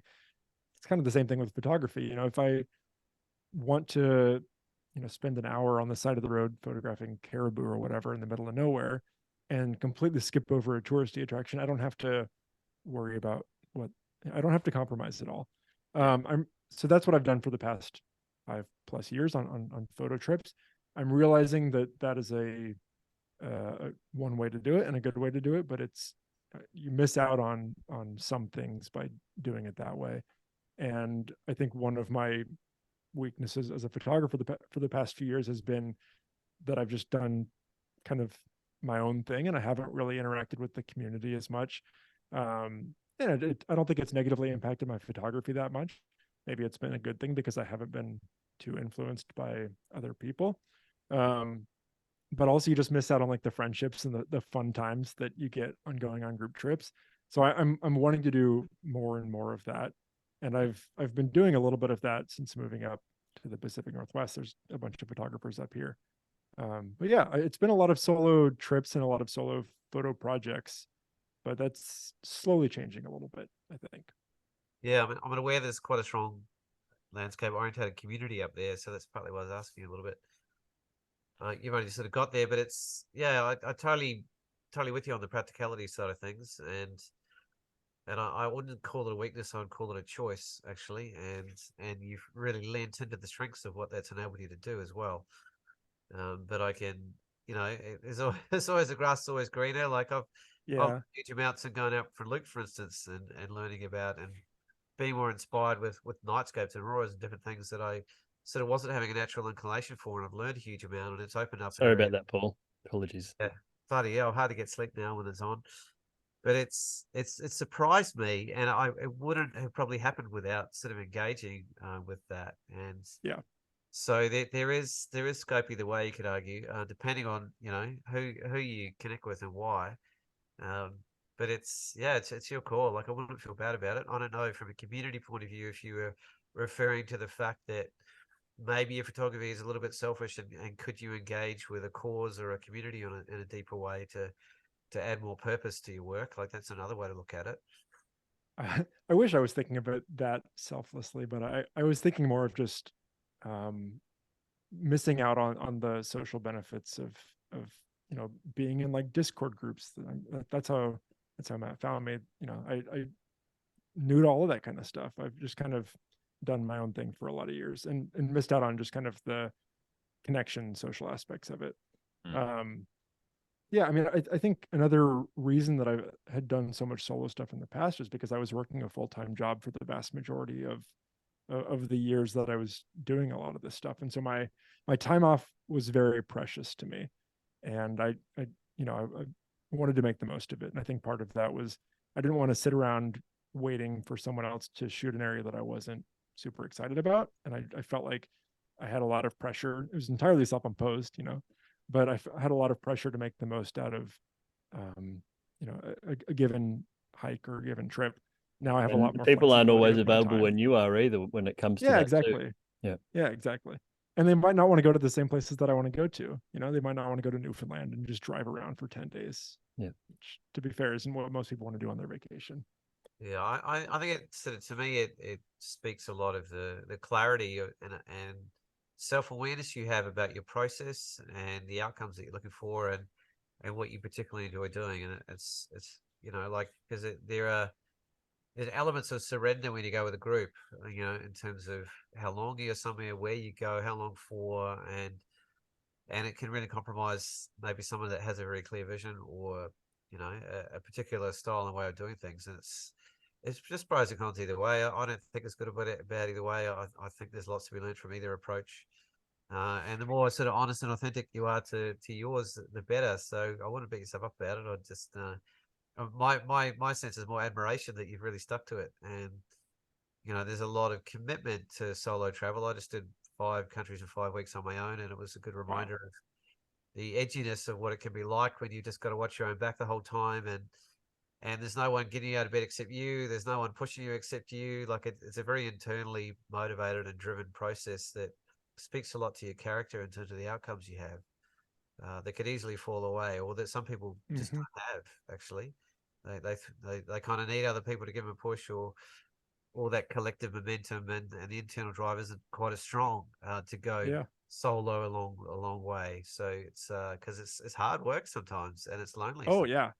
Yeah, I've always told people that, like, even though I was using my vacation days to go on these trips, it kind of feels like I haven't taken a vacation in 5 years or something, because every time I would do a vacation, it felt like a photography work trip. I mean, I absolutely loved it and I wouldn't have traded it for anything, but they're not relaxing at all. It's sun up to sundown. You're exploring new places. You're figuring out where to sleep that night.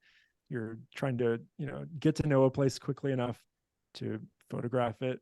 So, I mean, that's probably partly why I'm enjoying the slower paced projects these days too. But there's this is making me miss it. I kind of do want to open up Google Flights and see where the next cheap trip might be. Oh, I know. Maybe Tasmania. Yes. Oh, come down. What's the it's a long flight to get there. Yeah. What's on your a higher end of your bucket list? I imagine you've got a very long bucket list, given where you've already been. But yeah, are there any like real flags that are waving at you a bit louder? Yeah, I mean, I promise I'm not saying this just because of where you guys are from, but Tasmania has probably been in the top 5 for a while. But I would want to go there for I would want to go there for long enough to make it worth the long trip down there.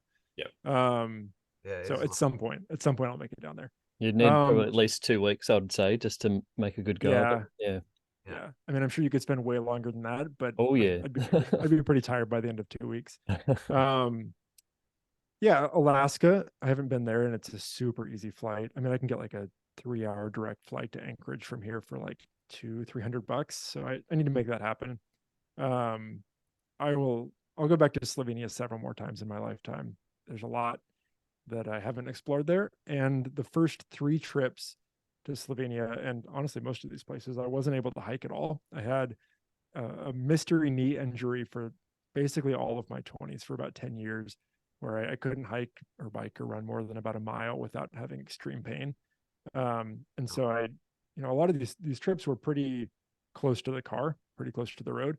So now that long story, but now that I have full mobility and no restrictions at all, There's a couple places that I want to go back to, like Newfoundland would be one, and do some more hiking there. Let's see where else. Man, so many places. Japan, I think. I don't know how much that might be kicked down the list as I'm doing more just landscape photography than travel photography, but even so, it looks like it's a beautiful area. Kyrgyzstan, randomly enough, there's some pretty incredible mountain ranges there. Is Mark Davis is on Japan. He's a photographer over in Japan. He's got some fantastic work from there. You've probably seen him just recently in the Discord and stuff. But yeah. Okay, yeah, sure. He's it a workshop. It looks beautiful in like a kind of similar way to the Pacific Northwest. I mean, I feel like Tasmania is not like, you know, it's not the same, but it like rhymes with the Pacific Northwest kind of like it's temperate rainforests and mountains and that kind of thing. Climate, But then I'm realizing that all these places are not that different in a lot of ways from the Pacific Northwest. So, you know, why do I need to go all the way around the world and, you know, buy those flights and pay for the hotels, and not even to talk about like, you know, the impacts on climate change of flying all over the world and all of that. So I don't know. I go back and forth on how much I want to travel, but there will be more travel in my future for sure. That is the massive benefit of living somewhere where you can think that way, because a lot of people aren't that lucky where they for sure need to travel to do something. So I can certainly identify with those sentiments as well about Tassie, in the sense that, you know, why am I in Iceland right now if you know, I've got equally as epic landscapes back at home. So it's one of those things. Yeah, I mean, I don't take it for granted. I grew up in Texas, which is beautiful in its own way. And it's not the Pacific Northwest. It's not a landscape photography hotspot at the very least. And yeah, I don't take it for granted. I moved here on purpose, like I said. That Newfoundland gallery is one of my favorites of yours, actually. I think there's so much interesting Wildlife's stuff. amazing too. Yeah. Just so different, and also like the strongest incorporation of that urban and architectural inspiration as well. Like really cool simplicity, and like the color palettes that you used, and deliberately using sort of more pale light in a lot of the time as well. Yeah, really cool. And again, I think you not being absorbed in the classic sort of Instagram fine art, you know, Adamus style landscape photography has served you really well, because you've got this really alternative, unique style and, you know, way of interpreting the landscape, and I think it serves your portfolio really well. It's really cool. Thanks. Yeah, I mean, for better or worse, that's my oldest project on here. All of those were in 2018. So it's aged well. shifted a little bit. I was going to ask if it was recent. It was really, really high quality. Yeah, these are more or less in chronological order. Not exactly. But yeah, that's the oldest one here. There are some Slovenia photos from the year before that, but I think I probably re-edited some of the photos more recently than that, just as I've gotten a little bit more nuanced in how I edit things. But yeah, I mean, I'm glad that it holds up well. It feels a little bit different from what I've been doing more recently. Part of that is just the style of travel that I've been doing. Part of it's just kind of the impact of the pandemic. I wasn't traveling as much for, you know, a lot of the years since then. I think there's a little bit of like the, not beginner's luck, but like the naive in a good way. I mean, I'd been doing photography for a lot of my life at that point, but I'd only been doing it like seriously, you know, kind of back into it for a few years at that point.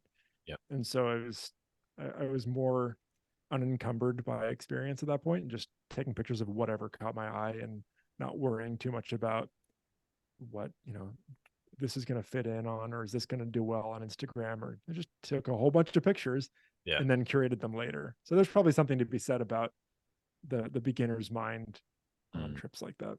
Yeah, Brian, sure. I've got a segue I wouldn't mind going into if you feel it's appropriate. So you have a big YouTube channel, and you obviously spent a lot of time filming a lot of your processes and trips and journeys, and where did that sort of inspiration come from? What's that journey been like? Yeah.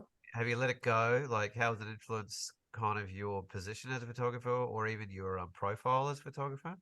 Sure. Let's see. It started, I was probably influenced by people like Thomas Heaton and the other kind of landscape photography and photography more generally, vloggers who were working back in 2017 and before then. And it looked like fun. And then so I bought a GoPro 4, I think, and decided, oh, this can't be that hard. Turns out it's really hard. But I was like, it can't be that hard. I'll just go take a nice landscape picture in the Rocky Mountains of Colorado and film the process and put it on YouTube, and I'll be the next Thomas Heaton.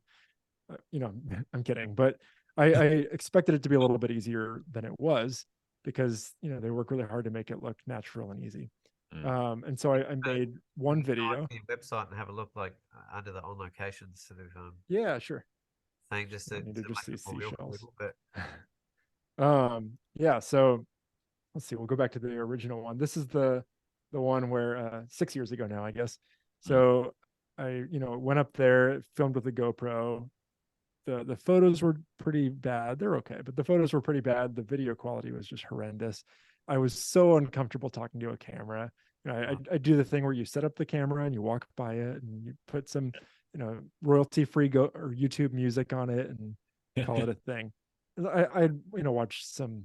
It wasn't just Thomas Heaton. I watched Casey Neistat and everyone else who was popular back in 2017, I think, and just put some clips together, edit it in iMovie, and call it good. And I think it got, I don't know, a few views. It's gone up there since then, just because it's been on YouTube for so long. And I was like, oh man, that was hard, and it took away from the photography. This is a theme that I want to make sure that I touch on here. It's very hard to do good photography, as you guys know. It's really hard to do video and make good videos. It's extremely hard to do both at a high level, to the point where there was a several year chunk in here where I just stopped doing video because I found that it was taking away too much from my photography. Yeah.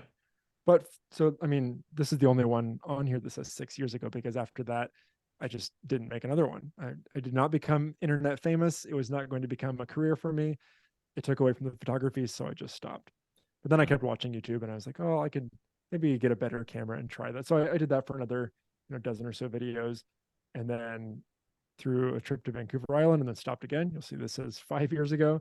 The next one's 3 years ago. Yeah, I saw that. At that point, I was way more comfortable with my photography. I've been doing it really seriously and not filming anything. And I was at the point where I had watched a lot of videos on YouTube, as a lot of photographers have, and I felt like I could give it another shot. I bought, a real video camera, I think a Sony A7 III or something. And at that point, photography was kind of my life. I was single at that point. I lived on the road for 6 months out of Airbnbs, and I was like, I got to make videos out of this. I think I had maybe 200 subscribers. No one cared. No one was waiting for the next Brian Lackey video on YouTube. But I figured it would be a fun way to document these journeys, and it was a lot of photographers who were doing it. It seemed like a thing to do. So I did that for that trip. 399,000 views on the space. Yeah, I saw that one too. Yeah, that's what comes next. So that one was actually filmed here in the timeline before all of these, but it took me 6 months to edit, because all of these were just one day.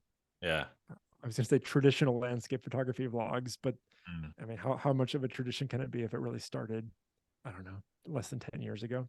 But I filmed behind the scenes on my northern Spain trip, which I guess I'll just show the pictures from that while I talk about this. This was more of a travel photography project. There's some landscapes because it's stunningly beautiful there. But yeah, I just filmed it, and a lot of the video clips were, the highlights were blown out and the audio was terrible because I didn't know what I was doing, and I was trying to film it all on a nice camera and do everything in manual mode for video, which, if you get it right can help, and if you get it wrong can make it look way worse than just doing it on auto, just like photography. And so I had a whole bunch of clips, and it took me 6 months to just kind of compile it into some video, and I almost didn't post it because I didn't know if it was going to be very good. And it had been 6 months at that point. I didn't think it was particularly relevant, but I did post it, and it did pretty well. And it got, I don't know, 10,000 views right away, which was insane because I'd never gotten anything like that before.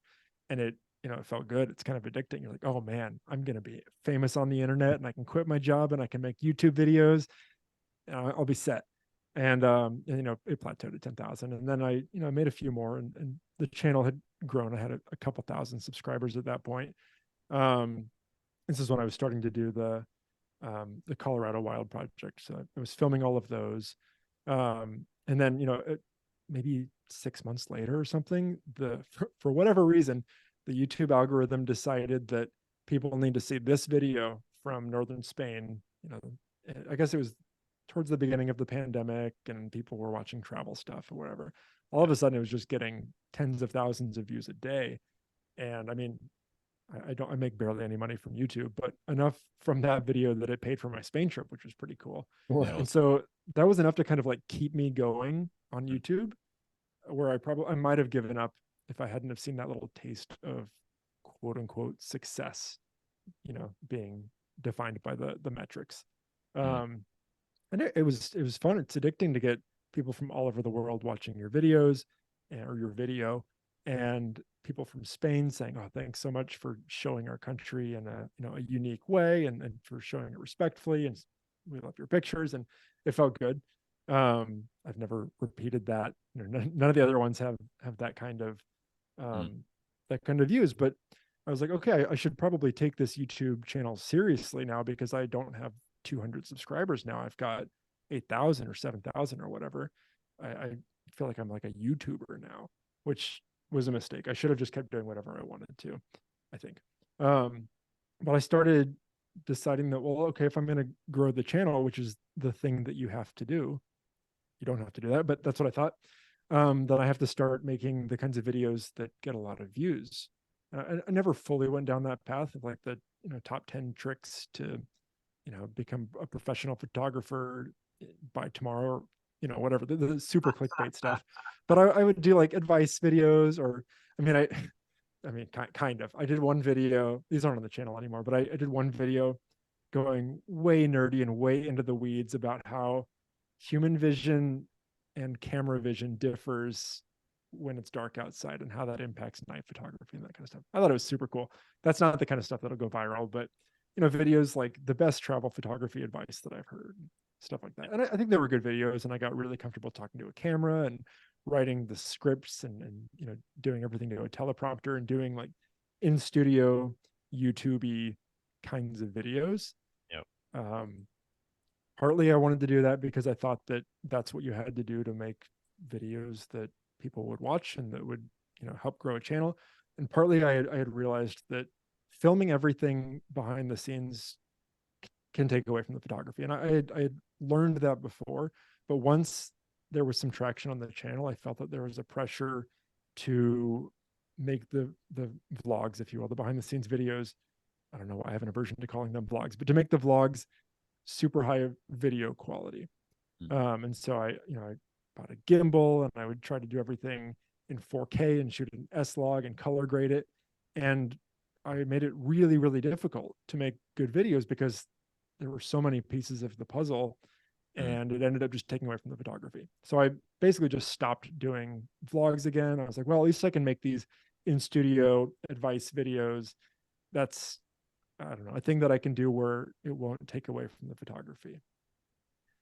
More recently, I've decided that I don't really care about becoming a famous YouTuber or growing a YouTube channel. I kind of want to just go back to my roots of just making the behind the scenes videos for fun. For a while, I thought about just not doing any of them and just focusing on photography, but I've gotten to the point where I can film videos and edit them and pretty easily. And I really enjoy the process.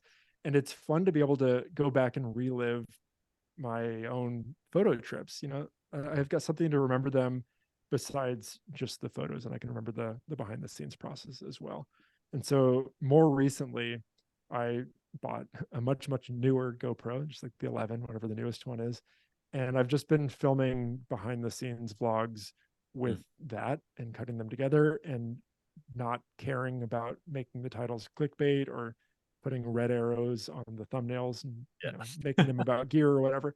And I mean, again, I'm in a fortunate position where I don't have to make my money from this. If the channel had grown to a point where I had 100,000 subscribers and I was getting Squarespace sponsorships and all of that, I probably wouldn't turn that kind of thing down. But if I were in that position, I wouldn't be able to just say, you know what, screw it, I'm going to go make a crappy GoPro vlog and in the rainforest, and then do the same thing tomorrow because I'm going back to photograph the same place. Who cares if people get tired of watching the same thing? Because that's what the process looks like. And I mean, the videos don't get nearly as many views because they're not clickbaity. I mean, this one kind of looks like it, but I actually did run into a bear that day, so it's not clickbait, and it's getting more views than the other one. So like the clickbait works if if your definition of works is getting more views in the short term. But I just stopped caring about that. And I like Ben Horn's approach, if people are familiar with him. I mean, he's got a small-ish channel. It's like 50 or 60,000 subscribers, so it's bigger than mine, fairly big. But he's got a really dedicated audience who likes his stuff. His video titles are like Zion Fall Trip Day 3, like the exact opposite of clickbait. Yep. And it's harder to grow a big audience that way. But the people that do follow along with kind of that slow anti-clickbait, really honest behind the scenes process, they're probably going to stick around. And not everybody wants to see behind the scenes of like real photography. Some people want to hear about gear. So you're not going to make a living as a YouTuber doing this kind of thing. But it's an approach that feels good and it feels sustainable. I enjoy making these videos now, and it doesn't take away from the photography because I'm only using a GoPro. I just press start recording, stop recording, talk to the camera, shoot some B-roll. So it's 95% about the photography now instead of like 60% about YouTube or about the videos. Yeah. Is it kind of like Instagram sort of hit an algorithm sort of wall where it just seems almost impossible to grow without extreme dedication? Is YouTube the opposite? Is YouTube is it had its trends, or it's just as easy to grow as it was before, or now it's harder, or what's your sense of it? I think, let's see. I think it's easier to grow on YouTube than it is on Instagram, and it's harder to grow on YouTube than it used to be within the landscape photography genre because there are so many people doing it already. If you're Thomas Heaton and smart enough to kind of, I won't say invent the genre of landscape photography vlogs because people were doing it before him, like Ben Horn, but he kind of, kicked it off, and a lot of people started wanting to be like him and do that kind of vlog, myself included.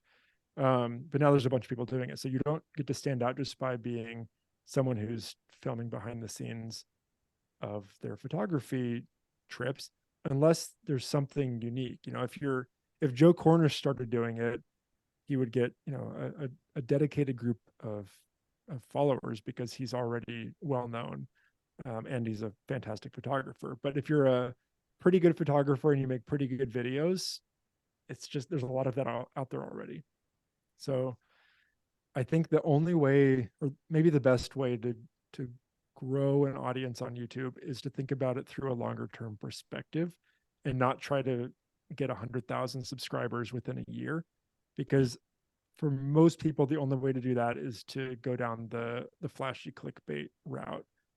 But if you're okay having a different definition of success, where that doesn't mean that you're going to be world famous and you're not going to grow really quickly, I think it's still one of the best platforms to put yourself out on. For sure. I actually met Thomas a couple of months ago and I had a bit of a chat to him about it, and he had dedicated people there that were there supporting him and filming at the same time. And what I sort of got the sense of it between the lines, and also what he said directly, is the amount of pressure he has to produce content, and from all the sponsors just lining up, just waiting to dedicated contractual agreements about content and the amount of volume and consistency of how it comes out. But I mean, to be fair, almost all of his income comes from that. But I did get the sense of this constant pressure that's in his life to constantly having to create material and of caliber and length and consistency and interest. And I don't know what it'd be like living under that sort of pressure. We all have different pressures, I guess, but I'd never come across someone where YouTube was the be all and end all of their sort of life. And I was kind of looking down the barrel of it, and he literally went out and did the trip I just did. And I was amazed that he produced the content, I think, with less than a week of coming back from a 10-day trip, like edited at 46 minutes. And I was just like, oh my God, the amount of time that must Yeah, I mean, you get much Like, faster. oh my God. Like, and I've thought about it, Luke and I talked about it a bit over the years, and I've filmed a little bit in the background, but it's just such a compromise that I just haven't been personally willing to go down that path. Yeah. I've forced myself to do it, like I did a behind the scenes film for the Altitude South project, and it's a 10-minute film, and I did quite a bit supporting others, but it's so much better and easier if you've got somebody else doing it for you. And Yeah. I might go down the track of just maybe having a look at some of your GoPro ones to say, hey, wait a minute, maybe I could just do some of this on the side, or lean into what I do like about it, because the storytelling and the verbal aspect is pretty amazing. And there's a legacy aspect to it as well for people to understand who you are and how you work, and that doesn't come through in just photographs. Yeah. I mean, Yeah, I think going back to like Ben Horn, I don't buy a lot of prints from other photographers because, they cost money, and I can print my own. And I'd rather buy books for the most part. But if I were to buy one, it would probably be from someone like Ben Horn, because I feel like I've gotten to know him really well, and I really respect his approach. And it's almost kind of beside the point what the photo is of at that point, because it's what it's reminding me of, and it's this journey that I've gotten to follow along with him over time. Um, and so, yeah, I think these videos can be used for more than just, I don't know, getting famous on the internet. Like if somebody were to want to buy one of your prints and they had a lot of questions about it, you could be like, oh yeah, I filmed behind the scenes. You can watch that sunrise if you want. You can see me take that picture. I think that could be a cool, a way to use YouTube that's not just trying to be like an entertainer on the internet. Nothing wrong with that. It's just a big it's part of one path. like a big part of why someone will say buy a print or something like that is because they have a connection with the place. And so if someone's never visited Zion, so to use Van Horn's example, but they watch his videos, they start to develop a connection with Zion through watching his videos, they're more inclined to buy one of his prints of Zion. And yeah, so kind of using it as a connection piece so that people feel like they know Ben, they want to support him more because they feel like they know him on a closer level. They feel a closer connection to the places he offers products of. It does probably bleed into the other aspects that people offer in terms of making them more commercially viable, in terms of just volume and sellability, really. Just because people like to connect with what they're consuming.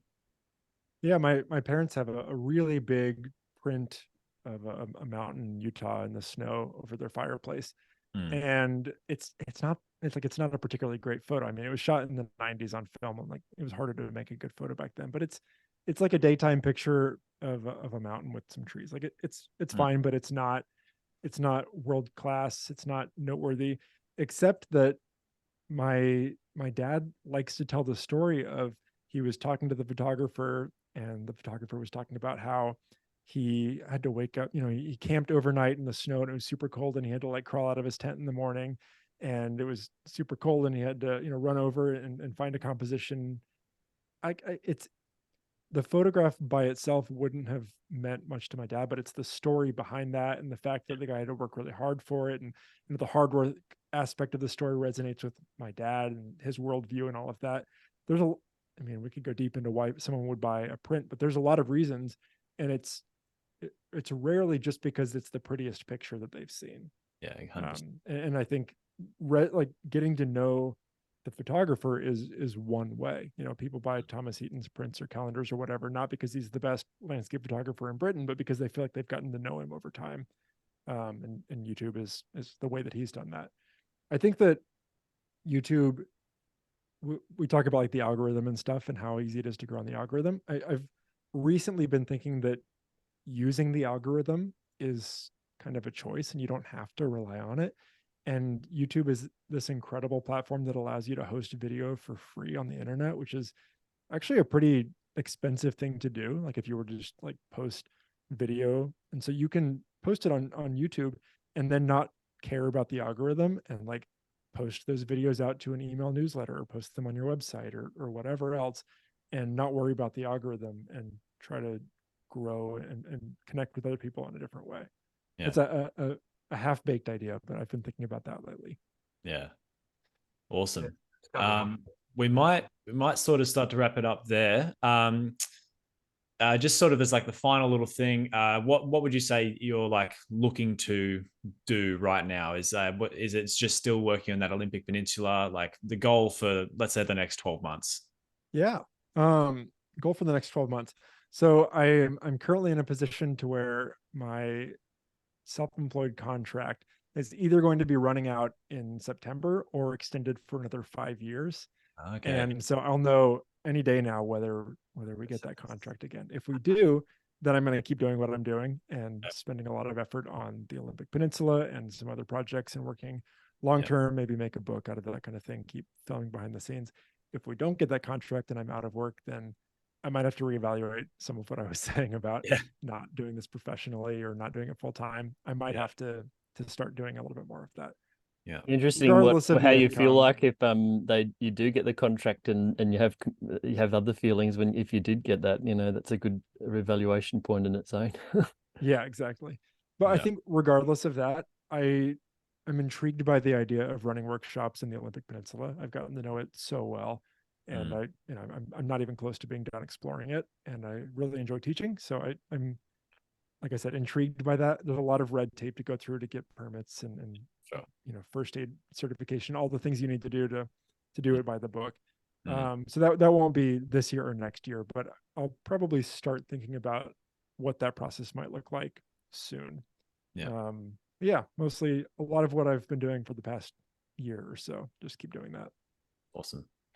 Well, yeah, Brian, it's been fantastic to hear from you and go through your work. Everyone listening, just check out Brian's website. As you can see, it's just got so much more that we haven't even looked at yet.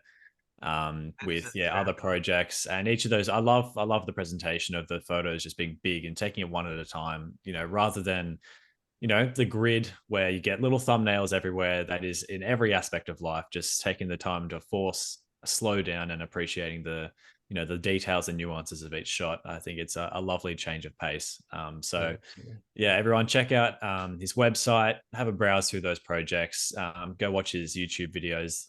I discovered the channel recently, and it's very relaxing, nice, ambient sort of rain in the background. It's not, pumped with stock music and all this stuff. It's really enjoyable watching. And yeah, Brian, I'm very much looking forward to seeing what you produce in the future and where you continue to go with your photography. Thanks for joining us. It's been awesome. Thanks so much. Thanks for having me. Brian. And I'm a little bit inspired by some of your dedication to the craft itself, and it's a good reminder that of the benefits that can come from actually taking the hard road for a while and learning about metering and simplifying and committing to a single aspect ratio for a long period of time and forcing yourself to learn. And I haven't done that for a while, so stay tuned. And I'll go and have a look at some of your videos too and see if I can get re-inspired to engage with that, because I think that's a sentiment and a takeaway from the last part of the show in particular, that if you are sort of moving more into this aspect of career-based photography in particular, then the more people get to know who you are and how you operate and what you believe in and why, the more they can engage into the depth of your work and see it beyond just the image itself. So thank you and good luck, and keep enjoying those umbrellas, mate, out there. I'm so appreciate it. Thanks for having me. There and shoots consistently in the rain because I freaking hate it. But yeah, it's tough. Oh, well, thanks for joining us all, and we'll see you again next time. Don't forget to check out the links in the description, and until next time, like and subscribe, and see you next time. Bye. Cheers, everyone. Bye.